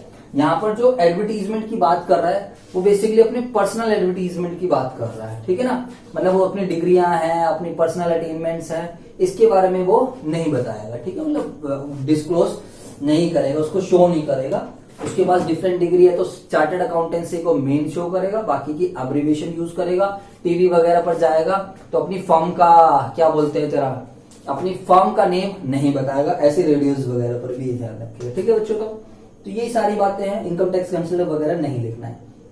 उसके अलावा अगर हम बात करते हैं, जो आपका क्लोज नंबर 8 है, जब भी एक नया बंदा आ रहा है, जब भी एक नया बंदा, मतलब आज आप किसी कंपनी में एज अ ऑडिटर अपॉइंट होने जा रहे हो, तो आपकी ड्यूटी बनती है कि आप पुराने ऑडिटर से क्या करो, कम्युनिकेट करो, ठीक है बच्चों। तो अब वो कोई ऐसे होगा, मुझे ध्यान नहीं है, ठीक है। अब आपको पुराने ऑडिटर से क्या करना चाहिए, कम्युनिकेट करना चाहिए। इसमें आपको कुछ बातें ध्यान रखनी है कि अगर कुछ जैसे डिस्प्यूटेड मैटर है, मान लो उसकी फीस, पुराने ऑडिटर की फीस का मैटर डिस्प्यूटेड है, और एक मैटर और होता है, वो मैं भी बता देता हूं आपको, पुराने ऑडिटर की फीस या फिर नॉन कंप्लायंसेस ऑफ सेक्शन 139 और 140 है। अगर ये दोनों कंपनी के ने कर रखे हैं, यानी कंपनी ने 139 140 का कंप्लायंसेस नहीं कर रखा है, या फिर पुराने ऑडिटर की जो फीस है वो डिस्प्यूटेड मैटर है, तो बच्चों उस केस में जो नया ऑडिटर अगर अपॉइंटमेंट एक्सेप्ट कर लेता है, मतलब ऑडिट एक्सेप्ट कर लेता है, तो वो क्या बन जाएगा बच्चों बताओ, शैल बी या is to be professionally misconduct. बच्चों समझ आए, is to be deemed to be professionally misconduct. लेकिन एक चीज ध्यान रखना, अगर पुराने ऑडिटर ने कोई ऑडिट रिपोर्ट क्वालिफाई कर दी थी तो उस केस में नया ऑडिटर जा सकता है, और मतलब ऑडिटर को लगता है कि भाई हो सकता है ऑडिटर ने पुराने ने कुछ जानबूझकर करा, तो उसमें वो ऑडिट एक्सेप्ट कर सकता है। ठीक है, इसमें आपको यही बात ध्यान रखनी है, सी इन प्रैक्टिस जो भी है is to be deemed to be guilty of professional misconduct if he accept without return communication with him. ठीक है, तो पुराने ऑडिटर से राइटिंग में कम्युनिकेट करना पड़ेगा, बट दो केसेस में तो वो ऑडिट एक्सेप्ट ही नहीं कर सकता, जब कंपनी ने सेक्शन 139 140 141 के कंप्लायंसेस नहीं पूरे कर रखे हैं, और सेकंड क्या था 139 140 यार, सेकंड डिस्प्यूटेड मैटर था, डिस्प्यूटेड फीस वाला था। ठीक है, थर्ड में आप जा सकते हो, थर्ड में आप ऑडिट अपॉइंट ले सकते हो। थर्ड केस में ये था कि उसने पुराने ऑडिटर ने रिपोर्ट क्या करी थी, क्वालिफाई करी थी। ठीक है, तो चलो इसके अलावा अगर हम बात करते हैं, 8 हो गया हमारा, 9 क्या है, सेक्शन 139 140 141। तो जब भी एक नया ऑडिटर आ रहा है तो उसको ये सारे कंप्लायंसेस पूरे होने चाहिए। अगर हमारे ऑडिटर जो चार्टर्ड अकाउंटेंट इन प्रैक्टिस है, अगर उसने ये कंप्लायंसेस पूरे नहीं करे तो बच्चों बताओ वो क्या माना जाएगा। इस ध्यान रखना, वही वाली बात है, is deemed to be professionally misconduct. ठीक है, जो आ जाएगा। उसके अलावा क्या है, 9th 10th के बाद परसेंटेज बेसिस में फीस नहीं लेने का। यहाँ पर क्या कहने का मतलब है, यार आप काम धंधा करो, ठीक है, क्लाइंट से काम कर रहे हो, उससे अपनी फीस चार्ज करो, नो इश्यू, बट ऐसा नहीं है कि आप काम सिक्योर करने के लिए परसेंटेज बेसिस पर फीस वगैरह लो बच्चों का। मतलब उनका काम कर रहे हो यार तो उनकी सेल का कुछ परसेंटेज ले लो, ऐसा नहीं है। बट हाँ, कुछ केसेस में आपको परसेंटेज बेसिस पर कुछ अमाउंट्स रिसीव करना अलाउड है। जैसे कि आप लिक्विडेटर हो, आप लिक्विडेटर अपॉइंट हो, लिक्विडेटर की सर्विसेज दे रहे हो, तो जो टोटली एसेट्स रियलाइज हो रही है उसका आप क्या कर सकते हो, कुछ परसेंटेज ले सकते हो। अगर आपने क्या नाम है उनकी डेट रिकवरी सिस्टम में करा, उनका पैसा आपने रिकवर करवाया है, उसमें आप कुछ परसेंटेज ले सकते हो, है ना, लिक्विडेटर में आप ले सकते हो। और उसके अलावा भी होते हैं कुछ पॉइंट्स, आपने मैनेजमेंट कंसल्टेंसी सर्विसेज दी है, आप एक था ना फंड रेजिंग सर्विसेज, उनको पैसे जो आपने कहीं से फंड्स का अरेंजमेंट करवाया तो आप उसमें कुछ परसेंटेज ले सकते हो, फंड अरेंजमेंट या फंड रेजिंग सर्विसेज। लेकिन इसमें ध्यान रखना एक एग्जांपल है, पुराने वाले उसमें था, मतलब प्रैक्टिस मैनुअल में, नए के अकॉर्डिंगली तो अमेंडेड नहीं है, बट इसी को हम लेकर चलेंगे। इसमें क्या है कि जैसे कि आपने अपने क्लाइंट को बैंक से लोन दिलवाया, और बैंक से लोन दिया, अब आपने जो लोन दिलवाया उस पे आप परसेंटेज मांग रहे हो, तो बच्चों आप प्रोफेशनली मिसकंडक्ट में गिल्टी माने जाओगे। ठीक है, तो लिक्विडेटर सर्विसेज आप एक्सेप्ट कर सकते हो, fund arrangement, management, date recovery in case of cooperative society, in case of आप डीटी आईडीटी के अगर वैल्यूअर हो तो भी आप क्या कर सकते हो। ठीक है, इन केस ऑफ जो रिसीवर है, लिक्विडेटर है, यहाँ पर आप परसेंटेज लोगे रियलाइजेशन ऑफ एसेट्स का, कोऑपरेटिव सोसाइटी में percentage of paid up share capital या वर्किंग कैपिटल जो नेट इनकम है, in case of value for purpose of direct tax on the basis of percent of property value, ये सारी चीजें ले लोगे। ठीक है, डेट रिकवरी में जो अमाउंट रिकवर्ड करवाया आपने, कॉस्ट ऑप्टिमाइज कराई है, तो जो आप कॉस्ट ऑप्टिमाइज कराई है उसका भी आप कुछ परसेंटेज ले सकते हो। इसके अलावा 11th की बात करते हैं, तो 11th में क्या है कि भाई एक सीए हो आप, चार्टर्ड का अपने काम धंधे पे ध्यान दो, अपनी सेटिंग जो है अपने प्रैक्टिस खोलिए, उस पे काम धंधे फोकस करो। आप ये नहीं है कि आप किसी दूसरे बिजनेस को करने लग जाओ, बट ऐसा नहीं है कि दूसरा बिजनेस बिल्कुल भी अलाउड नहीं है। हमारे पास और कुछ जो कंडीशंस, कुछ लिमिट्स रहते हैं जहां पर हम अलाउड रहते हैं बच्चों, बताओ। ठीक है, लेकिन यहाँ पर यही बात कही गई है कि जो है कोई अदर बिजनेस नहीं करने का। ठीक है, बट जैसे कि मैं आपको बताऊं, एक सीए है वो एमडी नहीं बन सकता, मैनेजिंग डायरेक्टर नहीं बन सकता, होल टाइम डायरेक्टर नहीं बन सकता, फुल टाइम डायरेक्टर नहीं बन सकता। हाँ, एक नॉर्मल डायरेक्टर जरूर बन सकता है। मतलब सर हम सीए कर ही क्यों रहे हैं जब हमारे पास इतनी सारी लिमिटेशंस है। कोई बात नहीं, अभी कर लो, करने के बाद फिर देख लेना बच्चों, ऑप्शंस बहुत सारे हैं, और प्रैक्टिकली ये सारी चीजें ऐसे जरूरी नहीं है कि फॉलो होती हो। ठीक है बच्चों का, इसके बाद क्लोज नंबर 12 है। क्लोज नंबर 12 मैंने आपको ऑलरेडी बता दिया है, सिग्नेचर। ठीक है, जब आपने फाइनेंशियल स्टेटमेंट्स कंपनी की चेक करी है, ऑडिट रिपोर्ट बनाई है, तो financial statement must be sign by the CA. ठीक है, वो सीए खुद ही करेगा, उसके बिहाफ पर कोई और अनदर पर्सन को अलाउड नहीं कर सकता। बट हाँ, अगर उसका पार्टनर है और वो पार्टनर चार्टर्ड अकाउंट, वैसे तो चार्टर्ड अकाउंटेंट के साथ और भी हो सकते हैं पार्टनर्स, बट वो पार्टनर चार्टर्ड अकाउंटेंट है तो वो साइन कर सकता है। ठीक है बच्चों, तो allows person not being his and balance sheet. तो आई होप ये आप लोगों को समझ आ गया होगा। हाँ मतलब सर समझ तो आया, बट बच्चों देखो यार, आप ये मत सोचना कि एक बार में इतनी क्लैरिटी आ जाएगी। आपको पढ़ना पड़ेगा, थोड़ा टाइम देना पड़ेगा। ठीक है, मैंने कोशिश करी आपको समझाने के लिए। ठीक है, एंड हाँ अगर थोड़ा बहुत गलत हो गया हो तो बच्चों उसके लिए सॉरी। ठीक है, अच्छा जी सर, आगे की चर्चा करते हैं हम पार्ट 2। जो पार्ट 2 है वो हमारे पास है सीए इन सर्विस। पार्ट 2 हमारे पास सीए इन सर्विस में, इसमें ऐसा कोई ज्यादा खास बातें नहीं है। इसमें 2 ही चीजें हैं, ना देने का, जिसमें 2 ही क्लोज है हमारे पास, क्लोज नंबर 1, क्लोज नंबर 2, ना देने का और ना लेने का। अब इसको ध्यान में कैसे रखेंगे, एबीसीडी में डी पहले आता है और एल बाद में आता है। ठीक है सर, ना देने का, ना देने का मतलब यार आप सर्विस कर रहे हो, आप कहीं पे जॉब करने जा रहे हो, आपको एमोलमेंट्स बोलते हैं ना, सैलरी वगैरह जो मिल रही है, आप जाओ अपना काम धंधा करो, पैसे लो, अपना खत्म कहानी। आप क्यों अपने एम्प्लॉयर का काम बढ़ाने के लिए दूसरों को प्रलोभन दे रहे हो, दूसरों को लालच दे रहे हो कि तू मेरे पास काम लेकर, मैं तुझे अपनी सैलरी का कुछ परसेंटेज दूंगा। तो ऐसी हरकतें नहीं करनी है। आप काम कर रहे हो, ठीक है, सीएन सर्विस हो, जाओ काम करो, सर्विस करो, पैसे ले लो। तो आप अपनी सैलरी, या जो एक वर्ड होता है जिसको हम बोलते हैं यहाँ पर मेरे को वर्ड एम्यूलमेंट्स वर्क करके कुछ होता है बच्चों।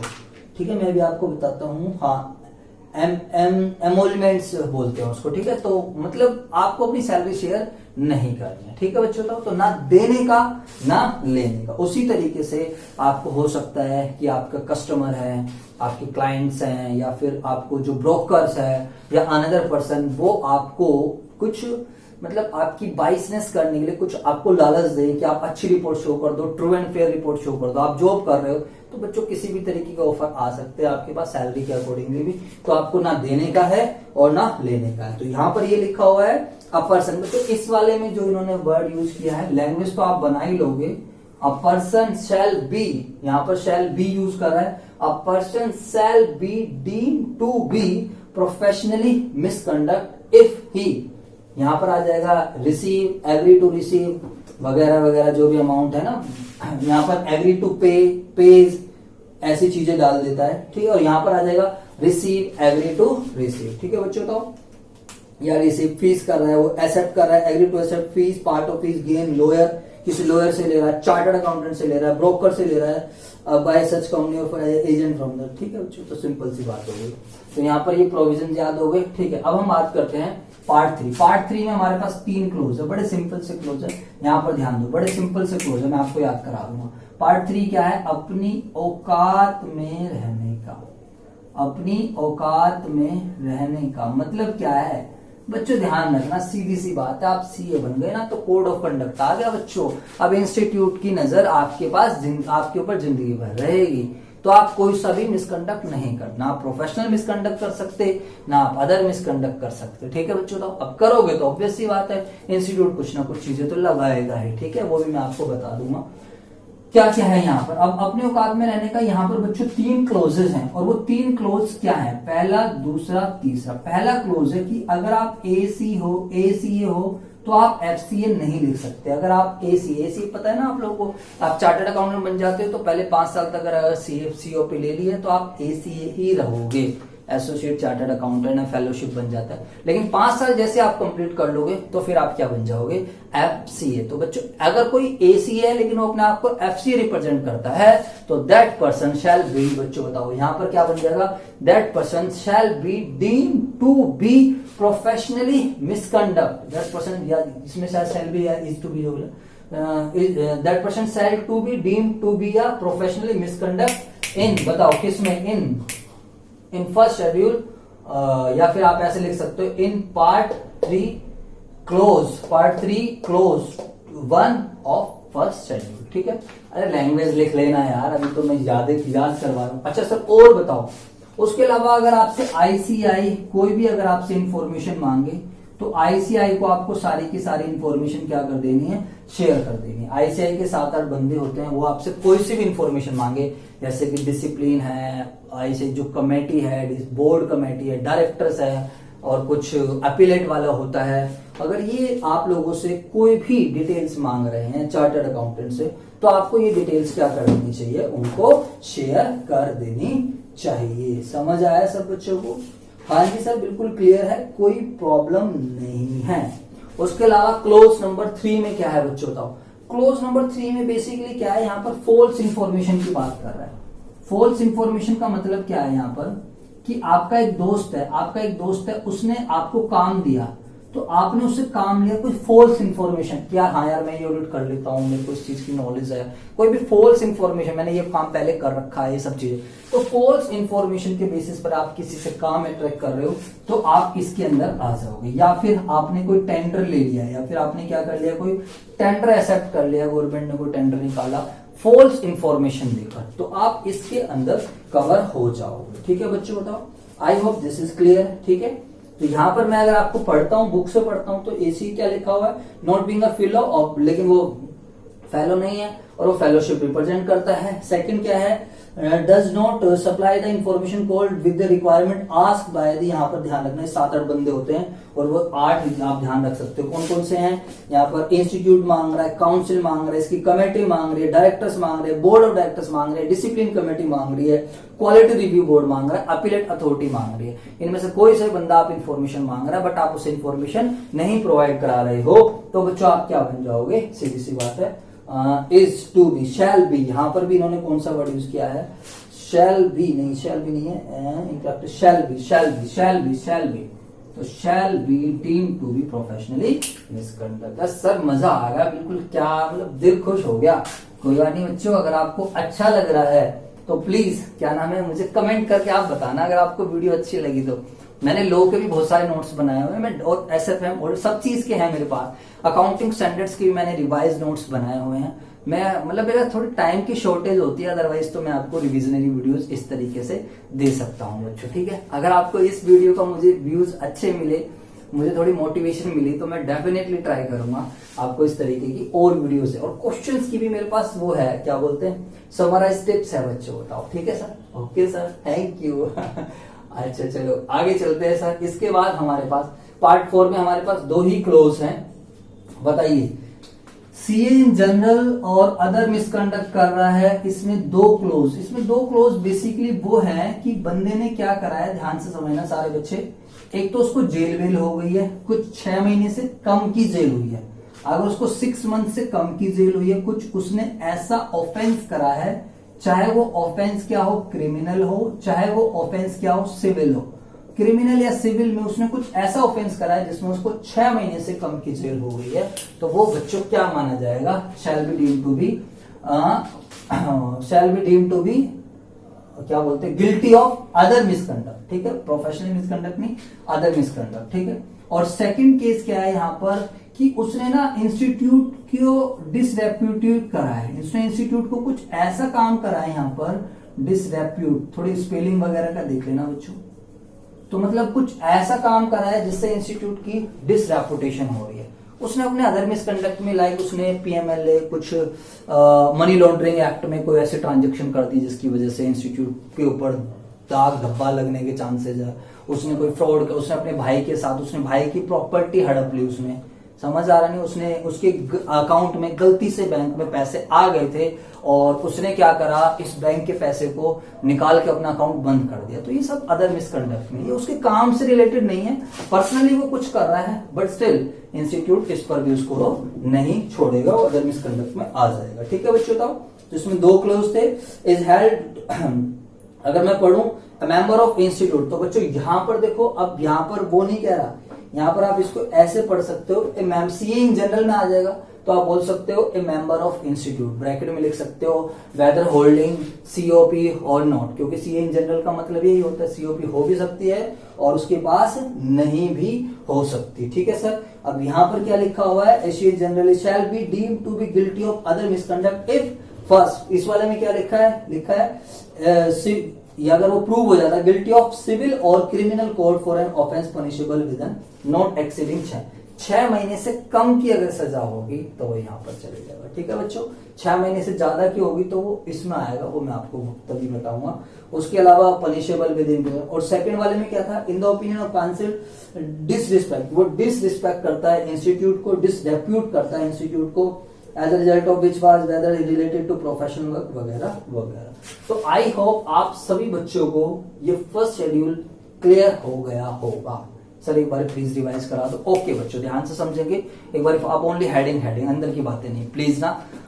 अच्छा सर बताओ, फर्स्ट शेड्यूल मेरी तरफ देखो सारे बच्चे, professional ethic first schedule, second schedule. First schedule कितने पार्ट्स में डिवाइडेड है बताओ सारे बच्चे, फर्स्ट शेड्यूल कितने पार्ट्स में डिवाइडेड है? 4, part 1, part 2, part 3, part 4। Part 1 किसके ऊपर लगता है बताओ सारे बच्चे, सीए इन प्रैक्टिस।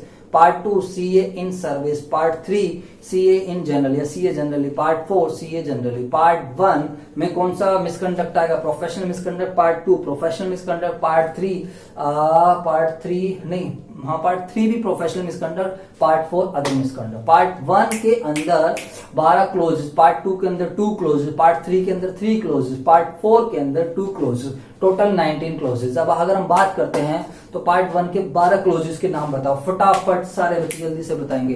पार्ट 1 के जो 12 क्लोजेस है, पहला है कि मैं अपने नाम से जो है किसी दूसरे पर्सन को अलाउड नहीं कर सकता कि आप तुम मेरा नाम यूज कर या मेरी फर्म का नाम यूज कर, अनलेस एंड अनटिल वो मेरा पार्टनर ना हो या वो मेरा चार्टर्ड अकाउंटेंट ना हो, मेरा एम्प्लॉय ना हो। उसके अलावा बताओ ना देने का, ना लेने का, ना लेने का, ना पार्टनरशिप फॉर्म में एंटर करने का, ना गलत तरीके से काम सिक्योर करने का, ना सोलिसिट करने का, है ना एडवर्टीजमेंट करने का, एंड पुराने प्रीवियस ऑडिटर से रिटर्न में कम्युनिकेट करने का, और उसके अलावा प्रीवियस ऑडिटर से सेक्शन 139, 140, 141 की कंप्लायंसेस को पूरा करने का, और उसके अलावा परसेंटेज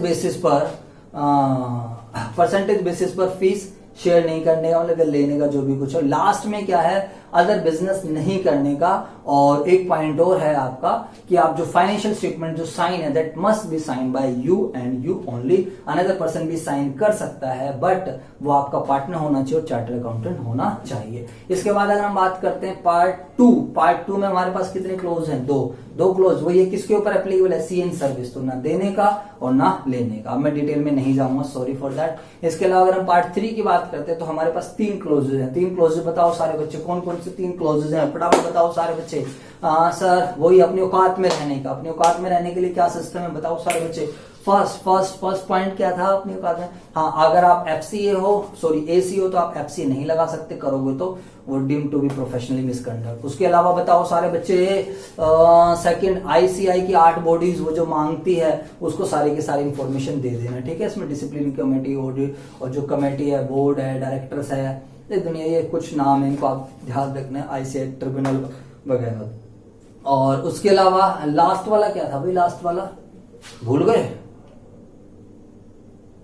हाँ, लास्ट वाले में ये था ना कि फॉल्स इंफॉर्मेशन नहीं देनी आप लोगों को ना। आप टेंडर्स ले रहे हो या फिर आपका दोस्त आपको काम दे रहा है तो आप उससे फॉल्स इंफॉर्मेशन के आधार पे काम नहीं लोगे। ठीक है सर, वेरी गुड, समझ आ गया। इसके बाद अगर हम बात करते हैं तो सर जब हम पार्ट 4 की बात करते हैं तो सीए इन जनरल आ जाता है, लेकिन यहाँ पर अदर मिसकंडक्ट। तो अदर मिसकंडक्ट में 2 ही है कि जो आपने कुछ ऐसे सिविल या क्रिमिनल ऑफेंस किया है जिससे भाई उसको कर यार, उसको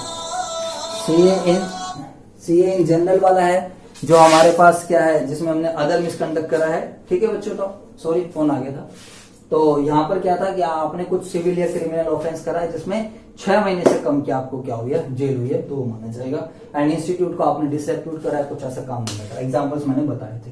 I hope this is clear. अरे सर मजा आ गया, बिल्कुल कोई प्रॉब्लम ही नहीं है, दिल खुश हो गया। अब तो हम पेल देंगे बिल्कुल। अरे क्या बात है, मतलब तुम पेल दोगे, वेरी गुड। अच्छा सर, अब हम बात करते हैं सेकंड शेड्यूल की। किसकी बात करते हैं हम? सेकंड शेड्यूल की। ठीक है सर, ओके। ठीक है बच्चों, अब हम करते हैं सेकंड शेड्यूल। ठीक है, सेकंड शेड्यूल में हमारे पास कितने पार्ट आ रहे हैं? Part 1, part 2, part 3। ठीक है सर, जब हम पार्ट 1 की बात करते हैं तो 10 क्लोजेज है। ये सेकंड शेड्यूल किसके ऊपर लगता है? सीए इन प्रैक्टिस के ऊपर लगेगा। ठीक है, अब हमारा जो पर्पस रहेगा, हमारा पर्पस रहेगा इन 10 क्लोजेस को थोड़ा सा याद करना। बच्चों बताओ, तो मैं कोशिश करता हूं थोड़ा शॉर्ट में लिखूं। ठीक है बच्चों बताओ, इसका निमोनिक्स भी हमने बनाया 1 2 3 4 5। अच्छा सर थोड़ा सा 5 पहले लिख देता हूं, 6 7 8 9 10। ठीक है, तो निमोनिक्स से हम बात कर लेंगे। लाइक यहां पर है हमारे पास ट्रिपल सी, आप समझते हो सी का मतलब क्या होता है? आप बड़े समझदार हो, मतलब फाइनल वाले बच्चे हो तो बहुत है। यहाँ पर एक सी नहीं है, 3 सी है, ध्यान रखना। ठीक है, अच्छा सर उसके अलावा अगर हम बात करते हैं OMG, ओ माई गॉड। ठीक है सर, ये हमारे पास 7 क्लोजेस बन जाएंगे हमारे पास।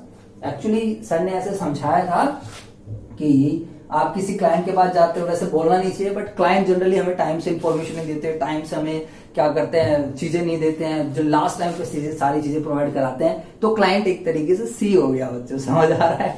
अरे मतलब सर पढ़ा दो, अच्छा कोई नहीं बच्चों बताओ। तो हमें याद करना है, हमें इस बात से मतलब नहीं कैसे याद करना है। तो हमारे पास 3 सी है। अब यहाँ पर 3 सी में हमने क्या क्या बातें सही बच्चे ध्यान से समझेंगे। एक है बच्चों बताओ कॉन्फिडेंशियलिटी, एक क्या है बच्चों बताओ? कॉन्फिडेंशियलिटी। एक पॉइंट यहाँ पर कॉन्फिडेंशियलिटी वाला है। अच्छा सर थोड़ा आइडिया भी देते रहो। कॉन्फिडेंशियलिटी का मतलब यहाँ पर ये है कि आप यहाँ पर हो क्या, सी इन प्रैक्टिस हो, तो सी इन प्रैक्टिस हो तो क्लाइंट आपको रिलाई करके आपको सारी इंफॉर्मेशन दे रहा है, तो बच्चों आपको उन इंफॉर्मेशन को अपने तक ही रखना है। आपको उसकी जो फाइनेंशियल स्टेटमेंट है, उसकी जो इंफॉर्मेशन है या जो भी डाटा है, उसको आपको किसी को शेयर नहीं करना है। बट इसका ये मतलब नहीं है कि शेयर करना अलाउड नहीं है, शेयर करना अलाउड है, बट शेयर करना तभी अलाउड है बच्चों, ध्यान रखना, जब क्लाइंट आपको रिटर्न में परमिशन या क्लाइंट परमिशन दे दे, या फिर क्या बोलते हैं when it is required by law. ठीक है, अब दोबारा नहीं बताऊंगा बच्चों, ध्यान रखना। इसके बाद जो सेकंड सी है, ये हमारा किस चीज से है बच्चों बताओ? ये तो होगा, हाँ, ये है certificate of financial statement. Actually क्या है यहाँ पर सर्टिफिकेट ऑफ फाइनेंशियल स्टेटमेंट में, आपने उन फाइनेंशियल स्टेटमेंट्स को सर्टिफाई कर दिया जिसकी आपने एग्जामिनेशन ही नहीं करी। तो मतलब तुम कर क्या रहे हो यार? तुम्हें सीए की डिग्री ऐसे थोड़ी दे दी है।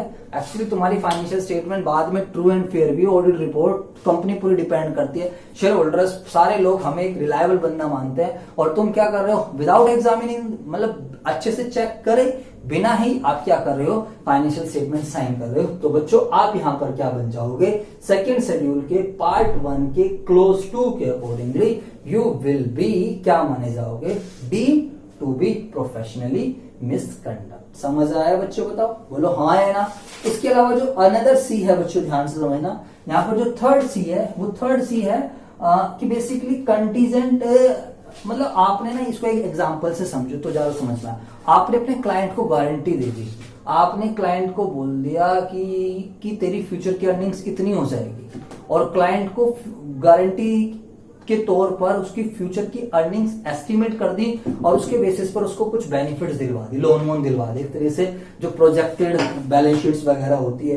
तो यहाँ पर क्या है? Contingent upon future earning. भैया तू कौन होता है, मतलब सीए कौन है कि जो तू किसी को गारंटी दे कि तेरी फ्यूचर में इतनी अर्निंग हो जाएगी? तो यहाँ पर जो पॉइंट है contingent upon future earning, contingent upon future earning, इस वाले पॉइंट को यहाँ पर समझाया गया। तो मतलब एक सीए इतनी श्योरिटी के साथ नहीं कह सकता कि आपकी फ्यूचर की अर्निंग्स इतनी होगी।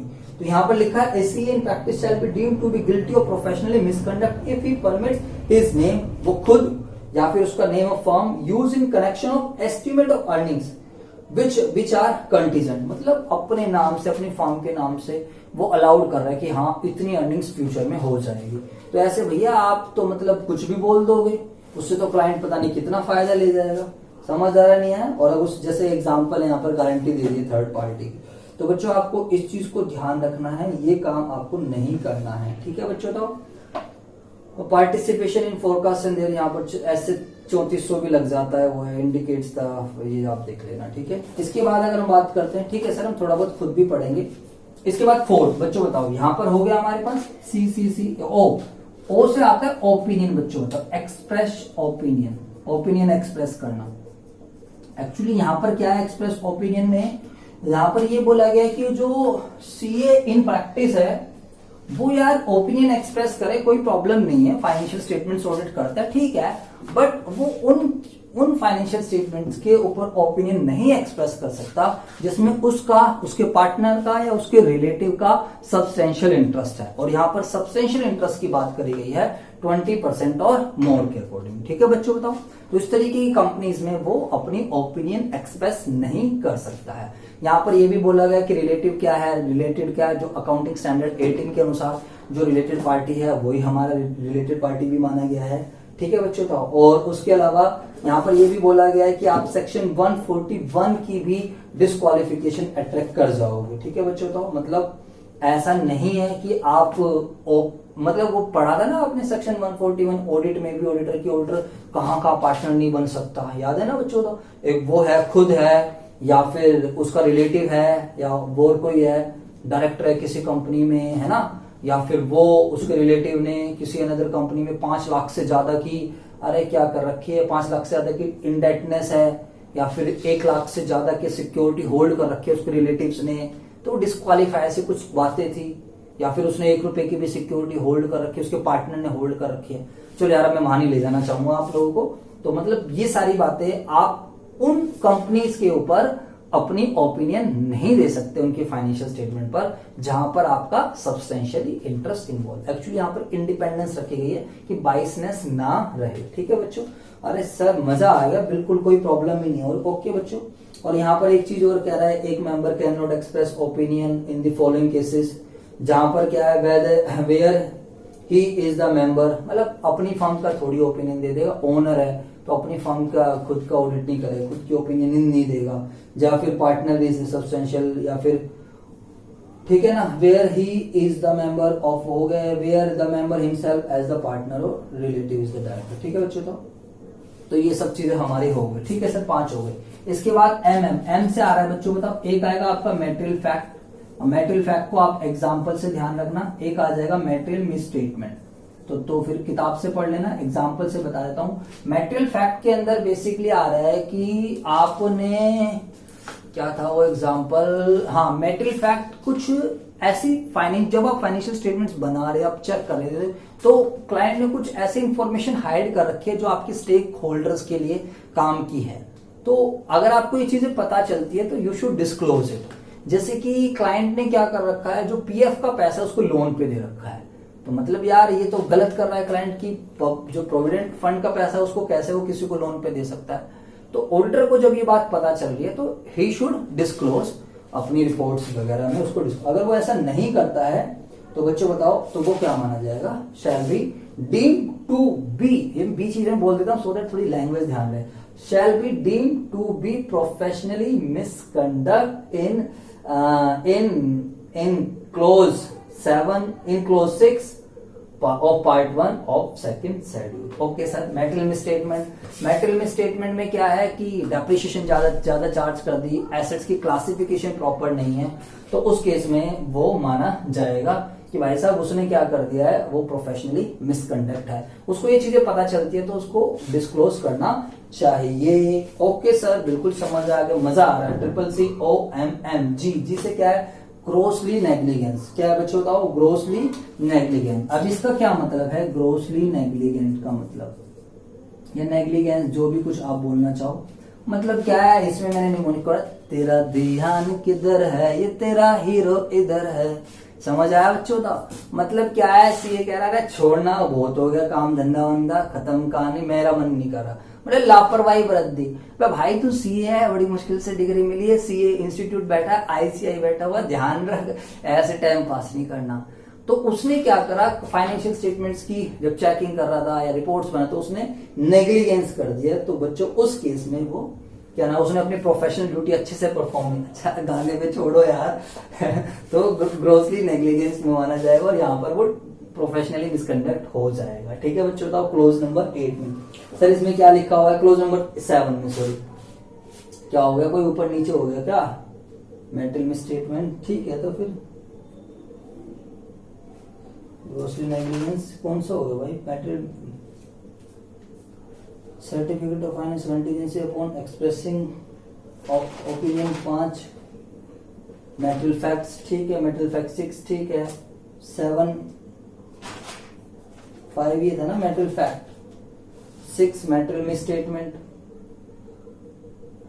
अबे यार तुमने भी ना यार, मैं भी कहूँगा ये थोड़ा ये इसकी वजह से दिक्कत हुई। मैं सोच रहा था कभी गलत ना हो जाए, वही हो गया।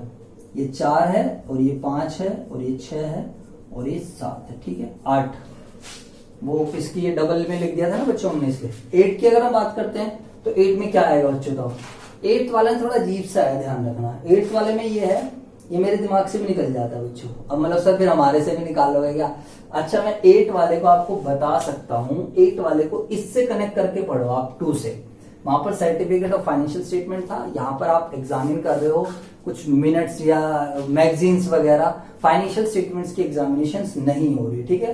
तो इसमें यहाँ पर क्या हो रहा है, fails to sufficient information is necessary to express opinion. तो fails to obtain sufficient information, अगर क्लाइंट को कुछ और चीजें बनानी है, और चीजों की ऊपर ओपिनियन देनी है और वहां पर उसको सफिशिएंट इंफॉर्मेशन नहीं मिल रही है, तो वो इसके अंदर आते हैं। जनरल क्लोज है, हर जगह एप्लीकेबल हो जाता है, ठीक है। फाइनेंशियल स्टेटमेंट से रिलेटेड अगर वो ढंग से नहीं कर रहा है तो 2 पर चला जाएगा, और ग्रोसली नेग्लिजेंस खुद ढंग से काम नहीं कर रहा तो 7 2 7 8 कनेक्टेड में चलते हैं बच्चों, ध्यान रखना, ठीक है। Fails to obtain sufficient information which is necessary for expression of its exception are sufficiently matter to the opinion, ठीक है। इसका आप देख लेना। उसके अलावा अगर हम बात करते हैं 8 तक हो गए। अरे 9 तो सिंपल है, 9 में ना रखा कुछ। 9 में उसने एएस और एसए फॉलो नहीं करे, तो ऑडिट करते वक्त एसए फॉलो करने चाहिए थी, फाइनेंशियल स्टेटमेंट चेक करते हुए एएस वगैरह भी फॉलो कर नहीं करे तो उसने वो डिम माना जाएगा। और 10 में क्या है बच्चों बताओ सभी? 10 में क्या है, उसने क्लाइंट का पैसा है और क्लाइंट का पैसा एक सेपरेट बैंक में क्या होना चाहिए, जमा होना चाहिए। अब क्लाइंट का पैसा उसने सेपरेट बैंक में जमा नहीं करा, जिस पर्पज से मिला उस पर्पज के लिए यूज नहीं करा, तो वही वो प्रोफेशनली मिसकंडक्ट माना जाएगा, ठीक है सर। और बताइए अगर हम बात करते हैं तो सर किस किस केस में नहीं माना जाएगा? अब बच्चों क्लाइंट का पैसा 2-3 दिन बाद यूज करना है तो उस केस में जरूरी नहीं है, जब मतलब रीजनेबल टाइम के अंदर वो पैसा यूज होने वाला है तो जरूरी नहीं है सेपरेट बैंक में। या फिर उसको पैसा मिला है, और किस लिए पैसा मिला है बताओ? उसकी फीस मिली, उसको उसकी अपनी सर्विसेज देने के उसको अमाउंट मिला है, तो उस केस में उसे कोई जरूरत नहीं है। तो बच्चों ये आ गया हमारे पास।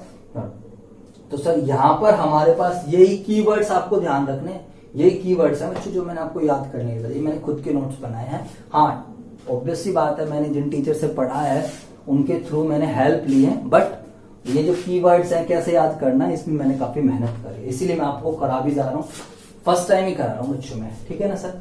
अच्छा सर बता दो ना एक बार दोबारा से। अच्छा ये बताओ तो क्लोज 2 के अंदर जो पार्ट 1 है, पार्ट 1 के अंदर सॉरी यार सेकंड शेड्यूल के अंदर जो हमारे पास सेकंड शेड्यूल में हमारे पास 3 पार्ट हैं, पार्ट 1 पार्ट 2 पार्ट 2। पार्ट 1 के अंदर कितने क्लोज है? 10। बताइए पहला क्या है? अरे ट्रिपल सी सर, CCC, और उसके बाद OMMG, फिर चीज देख लेंगे।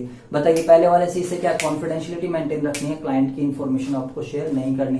दूसरी वाली बताओ सारे बच्चे, सी से क्या था?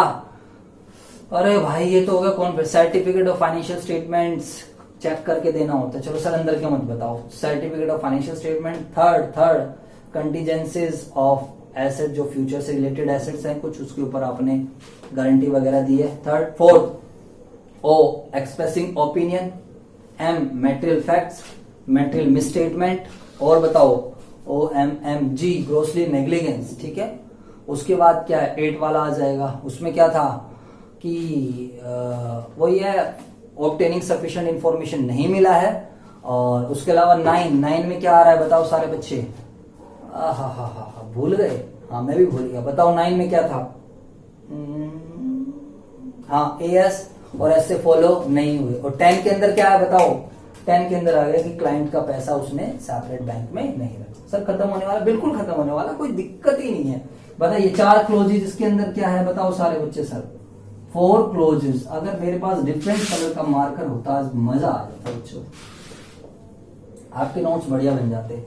बताइए 4 क्लोजेज इसके अंदर क्या है? इसमें भी कोई ऐसी दिक्कत नहीं है, इसको आप ऐसे याद रख सकते हो। मैंने 2 C यहां से उठा लो, डबल C, एक F उठा लो और एक T उठा लो, CCFT, ठीक है। तो पहले वाले C से आ जाएगा कॉन्ट्रावेंशन। फर्स्ट क्लोज है आपका कॉन्ट्रावेंशन, ठीक है बच्चों। तो और दूसरा क्या है कॉन्फिडेंशियलिटी, दूसरा क्या आपका कॉन्फिडेंशियलिटी, और तीसरा क्या है, तीसरा बता देता हूं अभी, तीसरा चौथा है थेफ्ट से रिलेटेड है। थेफ्ट का एक एम्बेलिजमेंट कुछ अजीब सा वर्ड उन्होंने यूज कर रखा है, वो मुझे याद नहीं हो रहा, इसलिए मैंने उसको थेफ्ट बोल दिया। और एफ से क्या है failure to provide information, art parties को, यहां पर आप ऐसे ध्यान रखो, failure to provide, fail to provide, failure की जगह फेल लिख दो, fail to provide information to art. याद है ना आईसीआई के 8 बंदे थे, उन्हें इंफॉर्मेशन। तो कंट्रावेंशन में क्या है बच्चों, ये इसने कंपनीज एक्ट के किसी प्रोविजंस को फॉलो नहीं करा है तो वो एलिजिबल मतलब तो डिस्क्वालिफाइड है, या फिर जो सीए एक्ट 1949 के अकॉर्डिंगली जो एक्चुअली मुझे भूख लग चुकी है एंड थोड़ा एनर्जी लेवल डाउन हो रहा है, तो कंट्रावेंशन सीए एक्ट 1949 के अकॉर्डिंगली उसने कुछ चीजें फॉलो नहीं कर रहे। ठीक है, कॉन्फिडेंशियल बच्चों यहां पर ध्यान रखना, यहां पर एम्प्लॉयर से रिलेटेड चीज आई है, यहाँ पर एक्चुअली सीए इन सर्विस की बात कर रहा है, वो बेशक से जनरल में है बट यहाँ पर क्योंकि हमने उसकी तो यहाँ पर कवर कर ली थी ना सीए इन प्रैक्टिस वाले की, तो सीए इन सर्विस में ये बोला गया है कि आप किसी के यहाँ पर जॉब कर रहे हो तो जो एम्प्लॉयर है, फर्म नेम है, आप उसके क्लाइंट्स की उसकी इंफॉर्मेशन किसी को नहीं दोगे unless and until it is required by law, या फिर आपका जो है एम्प्लॉयर खुद ही अलाउड ना कर दे। उसके अलावा फेल्स टू प्रोवाइड इन्फॉर्मेशन, 8 जनों को आईसीआई आपसे इन्फॉर्मेशन मांग रहा है और आपने इन्फॉर्मेशन नहीं दी तो आप क्या माने जाओगे बच्चों बताओ, तो आप माने जाओगे shall be deemed to be guilty of professionally misconduct. ठीक है बच्चों बताओ समझ आ गया? अरे जी सर बिल्कुल क्लियर है, ऐसी क्या बात कर दी आपने, बताओ हमें ये समझ नहीं आएगा? बिल्कुल बच्चों समझ आना बनता भी है, अगर मैंने आपको समझाया और आपको समझ नहीं आया तो फिर बच्चों बताओ क्या फायदा। सर ये 8 बंदे बता दो कौन कौन से, चलो थोड़ा रिकॉल करो। इंस्टीट्यूट के काउंसिल, बोर्ड और डायरेक्टर्स, और इंस्टीट्यूट का जो क्या नाम है आपका अथॉरिटी, अपीलेट अथॉरिटी ऐसे बोल सकते, अपीलेट अथॉरिटी है, क्वालिटी रिव्यू बोर्ड है, डिसिप्लिन कमेटी है, बोर्ड डिसिप्लिन है, डायरेक्टर्स है, एनी ऑफ इट्स कमेटी, तो ये सारे पॉइंट्स इनको आपको रेलिवेंट इंफॉर्मेशन डिस्क्लोज। सर एक बार लैंग्वेज पढ़ देता हूं। A CA that is members of institute whether holding COP और not will be deemed to be professionally misconduct if he provides false information in the form of statement, returns form etc. ठीक है, आपको description में PDF file मिल जाएगी मेरी, आप इस PDF file को डाउनलोड कर लेना अगर आपको मेरे नोट्स फायदेमंद लगे तो। ठीक है बच्चों, एंड सर इसके अलावा बताइए क्या है, लास्ट हमारे पास बड़ा सिंपल सा क्लोज है, इसमें एक ही क्लोज है, अदर मिसकंडक्ट वाला है, और इसमें जेल वाली बात आ जाती है। जेल वाली क्या बात है, अगर आपने 6 महीने से ज्यादा की जेल हो गई है, यहाँ पर 6 मंथ्स मोर, आपने कोई ऐसा ऑफेंस करा है, चाहे वो सिविल हो चाहे वो क्रिमिनल हो, चाहे वो सिविल हो और चाहे वो क्रिमिनल ऑफेंस हो, चाहे वो सिविल हो चाहे वो क्रिमिनल ऑफेंस हो, जिसमें आपको 6 महीने से ज्यादा की जेल हो रही है तो इट विल बी कंसिडर्ड, इसके अंदर आ जाएगा। ठीक है बच्चों बताओ, एसीए जनरली मेंबर, तो सीए जनरली का मतलब होगा मेंबर होल्डिंग सीओपी, नहीं भी हो सकता खाली भी हो सकता है, shall be deemed to be guilty of misconduct if he is guilty by any civil और एक्सीडिंग 6 मंथ। ठीक है बच्चों बताओ, आई होप सभी बच्चों को समझ आ गई होगी और मेरी वीडियो आपको अच्छी भी लगी होगी, तो एक बार जल्दी से मैं इसको पूरा समराइज करवा दूं, ओनली प्रोविजन, ओनली खाली ऊपर से। ठीक, फिर एक चीज और बताऊंगा दैट इज मोस्ट इंपॉर्टेंट, जो मुझे टीचर्स ने भी नहीं रिवाइज कराई थी, कि फर्स्ट शेड्यूल में आपके ऊपर मतलब कितना फाइन लगता है, आपको कौन देखता है, फर्स्ट शेड्यूल में कौन फाइन लगाता है, ये बात भी आपको बताऊंगा, और सेकंड शेड्यूल में आपके ऊपर कौन फाइन लगाता है, क्या चीज है वो भी मैं भी आपको बताऊंगा। तो एक बार जल्दी से आप सभी बच्चों को मैं चाहूंगा कि मेरी तरफ कंसंट्रेट कर लो एंड इस चीज को देख लो। तो सभी बच्चे मेरी तरफ देखेंगे, हाँ जी ध्यान से देखो बच्चों, बताओ प्रोफेशनल एथिक्स बताइए कितने schedule, first schedule second schedule, first schedule second schedule, first schedule second schedule, first schedule 4 part, second schedule 3 part, first schedule 4 part, second schedule 3 part. बताओ सारे बच्चे, जो फर्स्ट पार्ट है, फर्स्ट पार्ट के अंदर 12 close, second के अंदर 2, third के अंदर 3, फोर्थ के अंदर 2, टोटल हो गए 19। बताइए फर्स्ट जो पार्ट है किसके ऊपर लगता है, CA in practice plus professional misconduct, second CA in service plus professional, third CA in general plus professional misconduct, fourth CA in general या सीए जनरल जो भी है प्लस अदर मिसकंडक्ट। ठीक है, अब बताइए सारे बच्चे, पार्ट 1 के अंदर बताइए सारे बच्चे 12 क्लोजेस, फटाफट बताओ सारे बच्चे। पहला क्लोज क्या है? पहला क्लोज है आप लोगों का अपने नाम से किसी दूसरे बंदे को अलाउड नहीं करना कि वो तुम्हारे बिजनेस वगैरह को यूज करे, फर्स्ट पार्ट। सेकंड पार्ट क्या है बच्चों बताओ? ना देने का ना लेने का। सेकंड जो है ना देने का ना अच्छा सर अब ऐसे करते हैं, फर्स्ट होगा ना लेने का ना पार्टनरशिप फॉर्म एंटर करने का ना गलत तरीके से काम सिक्योर करने का ना सोलिसिट करने का ना एडवर्टीजमेंट करने का, और उसके अलावा क्या है न और प्रीवियस ऑडिटर से कम्युनिकेट करने का, सेक्शन 139 140 की कंप्लायंसेस को पूरा करने का, परसेंटेज बेसिस पर फीस नहीं लेने का, या जो भी कुछ शेयरिंग नहीं करने का, एंड उसके अलावा अदर बिजनेस नहीं करने का, और लास्ट में अपने बिहाफ पर आपको ही खाली साइन करने, कोई दूसरा बंदा आपकी रिपोर्ट को साइन नहीं करेगा। यस सर, मजा आ गया सर, बिल्कुल। चलो जी, अब हम बात करते हैं बच्चों बताओ सेकंड जो है पार्ट 2 फर्स्ट शेड्यूल का पार्ट 2। दो क्लोज बताओ कौन कौन से? ना देने का ना लेने का। बच्चों पेपर में ना देना लेना ऊपर नीचे हो सकता है, तो बेटा ध्यान रखना, डी पहले आता है एबीसीडी में और एल बाद में आता है, ठीक है? तो ना देने का ना लेने, अबे वो वाला एल नहीं जो आप सोच रहे हो, ठीक है? अच्छा, ना देने का और ना लेने का। अब बताओ सारे बच्चे, तो यहाँ पर सी इन सर्विस है, तो सर बंदर मत ले जाओ प्लीज। ओके बच्चों, थर्ड की अगर हम बात करते हैं तो थर्ड हमारे पास क्या, पार्ट 3 में हमारे पास 3 क्लोजेस हैं। बताइए 3 क्लोजेस को। अपने औकात में रहने का, अपनी क्या है रहना बच्चों था औकात में, तो एसीए है तो आप एफसीए यूज नहीं कर सकते। इंस्टीट्यूट आपसे इंफॉर्मेशन मांगे, 8 बंदे आपसे इंफॉर्मेशन मांगते हैं, उनको इंफॉर्मेशन चुपचाप दे देने का, फोल्स इंफॉर्मेशन नहीं देना अपने दोस्त को, या फिर आपने कोई टेंडर्स वगैरह लिया है तो ये सारी चीजें इसमें आ जाती है। पार्ट 4 की अगर हम बात करते हैं तो 2 ही क्लोज है। बताओ सारे बच्चे, अदर मिसकंडक्ट में 2 क्लोज। अरे यार तूने कुछ ऐसा काम धंधा कर दिया, तूने कोई ऐसा सिविल या क्रिमिनल ऑफेंस कर दिया जिसमें तेरे को 6 महीने से कम की क्या हो रही है, जेल हो रही है, तो वो भाई साहब किसके अंदर आ जाएगा, तेरा इसके अंदर आ जाएगा, ठीक है? या फिर तूने कोई ऐसी चीज कर दी जिसमें इंस्टीट्यूट को तूने क्या करा है, डिसरिस्पेक्ट पहुंच रहा है, या फिर तो वो तेरा यहाँ पर आ जाएगा, ठीक है? मतलब तूने अपने भाई के साथ ही फ्रॉड कर दिया है तो वो तेरा इसके अंदर आ जाएगा, इंस्टीट्यूट को तूने डिसरिस्पेक्ट पहुंचा है, ठीक है? सर खत्म बिल्कुल खत्म हो गया बच्चों। इसके बाद सेकंड शेड्यूल, बताओ सारे बच्चे सेकंड शेड्यूल में क्या क्या आ गए, कितने आ गए? सर जी सेकंड शेड्यूल में आते हैं 3 पार्ट। सेकंड शेड्यूल में आते हैं 3 पार्ट। बताओ 3 पार्ट कौन कौन से? पहला दूसरा तीसरा, पहला दूसरा तीसरा। Part 1 10 clause, part 1 10 clause, triple C C C C, sir तुम्हारा फेवरेट वर्ड है भाई सी सी, हाँ तो सी सी सी ओ एम एम जी, ठीक है? बाकी का देख लेंगे, छोड़ो। तो पहले वाले सी से क्या बनता है, कॉन्फिडेंशियलिटी, और दूसरे वाले सी से क्या बनता है बताओ सारे बच्चे?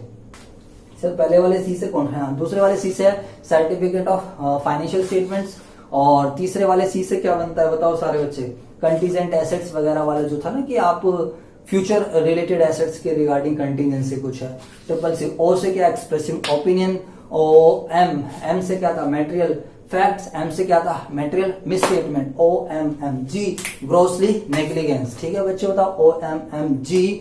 और इसके बाद क्या था, 8 वाला था वो यार जो 2 से रिलेटेड है, ऐसे ध्यान रखो 2 से रिलेटेड है मतलब sir without obtaining sufficient information आप कुछ रिपोर्ट्स दे रहे हो बट फाइनेंशियल स्टेटमेंट पर नहीं, जनरल क्लोज है, ठीक है? 2 7 8 एक साथ लगते हैं। 9 एएस और ऑडिट रिपोर्ट, एएस और एस से फॉलो नहीं करे। 10 भाई साहब क्लाइंट का पैसा लिया और क्लाइंट का पैसा लेकर आपने बैंक में नहीं डाला, सेपरेट बैंक में, कंडीशन होती है तुम्हें पता है। इसके बाद आ जाओ क्लोज टू में जो पार्ट 2 में 4 क्लोज, पार्ट 2 4 क्लोज, 2 से मल्टीप्लाई करके था, पार्ट 2 4 क्लोज। बताओ सारे बच्चे क्या आएगा, पार्ट 2 4 क्लोज, इसके अंदर आ जाएगा फर्स्ट सेकंड थर्ड फोर्थ। अरे सर बताओ 2 सी सी सी एफ टी, तो पहले वाले सी से क्या बनेगा सर? पहले वाले सी से बनेगा यहाँ पर कंट्रावेंशन, आपने लॉ का कंट्रावेंशन, प्रोफेशनल एथिक्स का कंट्रावेंशन, या सी एक्ट का कंट्रावेंशन, जो भी कुछ है। सेकंड वाले से कॉन्फिडेंशियलिटी, लेकिन यहाँ पर आपने कॉन्फिडेंशियलिटी, आप सर्विस वाले बंदे हो, आपने एम्प्लॉयर की इंफॉर्मेशन को किसी के साथ डिस्क्लोज करा है। सी एफ फेल्स हो गई हो आप, इंफॉर्मेशन देना भाई साहब 8 बंदों को, एफ के साथ एक छोटा सा लगा दे करो, सीए के 8 बॉडीज को जो रेलिवेंट इंफॉर्मेशन चाहिए थी उन्होंने आपने नहीं दी। और टी से था थेफ्ट, टी से क्या था, थेफ्ट, आई थिंक मैं उसको बताना भूल गया था, आपकी बुक में एम्बेचुलेटमेंट वर्ड है कुछ, थोड़ी यार इंग्लिश ना अपनी कमजोर है, आप समझ जाया करो तो बड़े बड़े वर्ड ना बोले नहीं जाते यार, है ना? अरे हिंदी मीडियम से पढ़े यार, पहली से 12वीं 10वीं तक तो हिंदी मीडियम ही थे, तो मतलब सीए ने कुछ फंड्स वगैरह कैश वैश की चोरी वोरी करी है, तो ऐसा कुछ है इसमें। लास्ट वाला क्लोज क्या है बच्चों बताओ? सी जो है आपका सीए जनरल है। सीए जनरल में क्या इसमें एक ही है, अदर मिसकंडक्ट। और अदर मिसकंडक्ट के अंदर क्या आ जाएगा बच्चों बताओ? आपको आपने 6 महीने से आपने कोई ऐसा ऑफेंस करा है जिसमें आपको 6 महीने से ज्यादा की जेल। अरे सर मजा आ गया, बिल्कुल कोई प्रॉब्लम ही नहीं है। अब बताओ सभी बच्चे, सर आप क्या समझाना चाह रहे थे? ठीक है बच्चों बताओ। मैं आपको ये बताना चाह रहा था कि अगर आपका ऑफेंस, अगर आप मतलब अगर आप क्या बोलते हैं उसको, फर्स्ट शेड्यूल के अंदर अगर आप गिल्टी प्रूव हो रहे हो, तो बच्चों आपका ये जो मैटर है ये कहां पर जाएगा बच्चों? ये भी एक इंपॉर्टेंट बात है। अगर आप फर्स्ट शेड्यूल के अंदर गिल्टी प्रूफ हो रहे हो, कोई भी सीए जो फर्स्ट शेड्यूल के अंदर गिल्टी प्रूफ हो रहा है, उसका मैटर जाएगा बच्चों, ध्यान से समझ लेना, उसका मैटर जाएगा यहां पर, मैं यहां लिख देता हूं, बोर्ड ऑफ कमेटी। उसका मैटर किसके पास जाएगा? Board of discipline. उसका मैटर किसके पास जाएगा? Board of discipline. और बोर्ड ऑफ डिसिप्लिन के पास पावर है। बोर्ड ऑफ डिसिप्लिन क्या क्या कर सकता है? उसके पास पावर है कि वो आपको 3 महीने तक या 3 महीने से कम के लिए आपकी क्या नाम है मेंबरशिप जो है वो रजिस्टर, जो मेंबर का जो रजिस्टर होता है वहां से आपका नाम हटा सकता है, आपको डांट धमका के घर भेज सकता है, या 1 लाख रुपए तक की आपके ऊपर फाइन भी लगा सकता है। ये 3 बातें ध्यान रखना। रिप्रीमेंड द मेंबर, हटा सकता है, remove the member up to period of 3 months, ठीक है, और 1 लाख रुपए का, ठीक है। तो डरा धमका सकता है, डरा धमका देगा आपको, और 3 महीने तक की आपका मेंबर से नाम हटा सकता है, 1 लाख तक का फाइन लगा सकता है, ठीक है सर। और अगर आपने अगर आप गिल्टी प्रूव हुए हो सेकंड शेड्यूल के अंदर, तो बच्चों आपका मैटर किसके पास जाएगा? अगर आप सेकंड शेड्यूल के अंदर गिल्टी प्रूफ हुए तो आपका मैटर जाएगा, place the matter disciplinary committee, ठीक है बच्चों का, डिसिप्लिनरी कमेटी के पास जाएगा। ये मैटर कहां जाएगा? डिसिप्लिनरी कमेटी के पास जाएगा। ओके सर, जी सर। और डिसिप्लिन मैटर फिर वो ये भी कर सकता है, आपको डरा धमका देगा, ये भी कहेगा भाई भगाओ, इसको हम इंग्लिश में बोलते हैं, डरा धमकाने को बोलते हैं रिप्रीमेंड द मेंबर। और इसका ये नाम क्या कर सकता है? नाम हटा सकता है, जो मेंबर का जो रजिस्टर होता है उससे नाम हटा सकता है, पूरी लाइफ टाइम के लिए हटा सकता है, जितना टाइम उसको सही लगे, 3 महीने 6 महीने, वो इसके ऊपर है, डिसिप्लिनरी कमेटी के ऊपर, ठीक है बच्चों। तो remove the name of the members for any period, और आपके ऊपर फाइन भी लगा सकता है। आपके ऊपर फाइन कितने का लगा सकता है? 5 लाख रुपए का। तो ये पॉइंट था बच्चों का, ये मेरा पार्ट 1 था। अगर मैं देखता हूं, मैं जो पार्ट 2 है उसमें जो है कि यार आपको कुछ पता हो कि जैसे एक सीए है, वो मतलब कुछ ज्ञान की बातें, और कि कौन सीए बन सकता है, 21 साल का बंदा होना चाहिए, और उसमें सीए फाइनल के एग्जामिनेशन क्लियर होनी चाहिए, जीएमसीएस कर लेना चाहिए, एडवांस आईटीटी वगैरह कवर कर लेनी चाहिए, और अनडिस्चार्ज इंसॉल्वेंट नहीं होना चाहिए बंदा, ऐसी ऐसी कुछ बातें होती हैं, पता है ना आप लोगों को। और उसके अलावा जो एक सीए है वो मैक्सिमम 60 टैक्स ऑडिट एक्सेप्ट कर सकता है, ठीक है बच्चों, तो 60, हाँ, और जो पार्टनर के अकॉर्डिंगली देख लेते हैं फिर लिमिट। और उसके अलावा एक सीए, जैसे कि अगर ब्रांच ऑडिट की बात करें, ब्रांच में सीए जितनी मर्जी ब्रांचेस खोल सकते हैं अपनी फर्म में ऑल ओवर इंडिया के अंदर, कोई प्रॉब्लम बाहर भी, लेकिन आपको वो जितनी भी ब्रांचेज ओपन करेगा, आपको हर ब्रांच में आपको एक अलग से सीए क्या करना पड़ेगा, एक इंचार्ज वहां पर रखना पड़ेगा, ठीक है। और अगर आप जैसे दिल्ली में ही हो, आप ये सेम प्रीमाइसेस में 2 ब्रांचेस खोल रहे हो तो मैनेजेबल है, 3 खोल रहे हो कोई इश्यू नहीं है। लेकिन अगर आप जैसे दिल्ली या आप सीपी में हो, आप सीपी एक लक्ष्मी नगर में खोल रहे हो, चलेगा। मतलब जो म्युनिसिपल एरिया होता है उसके 50 किलोमीटर तक आप एक अनदर अपनी ब्रांच ओपन कर सकते हो। तो ऐसी कुछ बातें हैं जो आपकी ओवर उसमें है, वो थोड़ा इंपॉर्टेंट कम रहता है, बट मैं ट्राई करूंगा उसके नोट्स बनाकर मैं आपको दे दूं, ठीक है। आई होप आप सभी बच्चों को वीडियो अच्छी लगी होगी, एंड ये मेरी फर्स्ट वीडियो थी सीए फाइनल की। मैंने इसको काफी अच्छे से आपको पढ़ाया, मेरा एक्चुअली इंटरेस्ट है टीचिंग में और मुझे अच्छा लगता है पढ़ाना। वैसे तो मैं काफी टाइम से अकाउंट्स पढ़ा रहा हूँ, मैं पिछले 12 सालों से अकाउंट्स पढ़ा रहा हूँ, 2008 से 11, 12 बीकॉम। मैंने आईपीसीसी के बैच भी पढ़ाए हैं, बट अभी थोड़ा मैंने बीच में अपनी पढ़ाई करनी छोड़ दी थी, इस वजह से मैं सीए फाइनल में ही हूँ। अभी मैं अपनी फाइनल की तैयारी कर ही रहा हूँ, कोशिश कर रहा हूँ, अपना बेस्ट दे रहा हूँ, देखते हैं, वो तो भगवान के ऊपर है क्या होता है क्या नहीं। बट स्टिल इस बार मुझे लग रहा है कि मैं अपना अच्छा दे रहा हूँ, मैं अपना बेस्ट दे रहा हूँ। तो मैं अपनी रिवीजन कर रहा था, तो मैंने कहा चलो क्यों ना ये वीडियो आप लोगों के लिए भी बनाई जाए, थोड़ा अपने चैनल को भी बेनिफिट मिल जाएगा, थोड़ा डिफरेंट कंटेंट जाएगा। हमेशा 11th-12th का कंटेंट जाता है, तो मैंने अपनी तरफ से बेस्ट दिया है। हो सकता है कुछ छोटी मोटी गलती हुई हो, अगर गलती हो तो उसके लिए क्षमा करना, सॉरी बोल रहा हूं मैं आप लोगों को। बट हाँ, आप हमेशा लाइफ में पॉजिटिव एटीट्यूड होना चाहिए। अगर मैंने 95% सही कराया, 5% गलत भी हुआ, तो उसको अवॉइड कर देना, अपनी बुक के साथ पढ़ना, क्योंकि वो बुक में क्वालिफाइड बंदा होगा जो आपको पढ़ा रहा होगा और आप उस पर बिलीव कर सकते हो। हाँ, मैंने भी चीजें समझाई, मैंने आपको याद कराई, आप मेरे ऊपर भी बिलीव कर सकते हो, ऐसी बात नहीं है। बट स्टिल, अगर आप चाहते हो कि आपको ये नोट्स मिले, मेरे पीडीएफ नोट्स मिले जो मैंने बनाए हुए हैं अच्छे से, तो आप बच्चों मेरे साथ जुड़ सकते हो। बच्चों, क्या आप सीए फाइनल वाले, तो तुम सारे मेरे दोस्त ही हो, अच्छे बंदे तो हमेशा जुड़ने चाहिए। तो आप मेरे व्हाट्सएप नंबर पर जुड़ सकते हो 9716980980। प्लीज यार कोई कॉल मत करना, बस व्हाट्सएप पे जुड़ जाना, मैसेज कर देना और मैं आपको जो भी चीज होगी। हमारा एक टेलीग्राम चैनल है संजय क्लासेस के नाम से, आप वहां पर भी जुड़ सकते हो। एंड हाँ, अगर आपको वीडियो अच्छी लगी तो प्लीज लाइक कीजिए, कमेंट कीजिए, चैनल सब्सक्राइब कीजिए एंड अपने दोस्तों को शेयर भी कर देना। बाकी डिस्क्रिप्शन में आपको सभी सोशल मीडिया के लिंक्स मिल जाएंगे, आप हर जगह हमें क्या कर सकते हो, फॉलो कर सकते हो, जैसे Facebook, WhatsApp, Instagram, Telegram, Twitter and हाँ, एक चैनल हो रहा है अकाउंट्स 100, वहां पर भी बच्चों ऐसे मैंने अकाउंट्स के भी नोट्स बनाए हुए हैं, लो के भी बनाए हुए हैं। मैं कोशिश करूंगा कि जैसे भी टाइम लगा, आज तो टाइम बहुत लग गया, मेरे पास भी टाइम की शॉर्टेज है, शायद मैं अभी ना बना पाऊं। बट हाँ, एक बार सीए बनने के बाद तो मैं डेफिनेटली अपनी जो सीए कम्युनिटी है उन सबकी मैं हेल्प करूंगा। ठीक है, ओके जी, thank you very much. And हाँ यार, शेयर कर देना। ठीक है, ओके जी, धन्यवाद।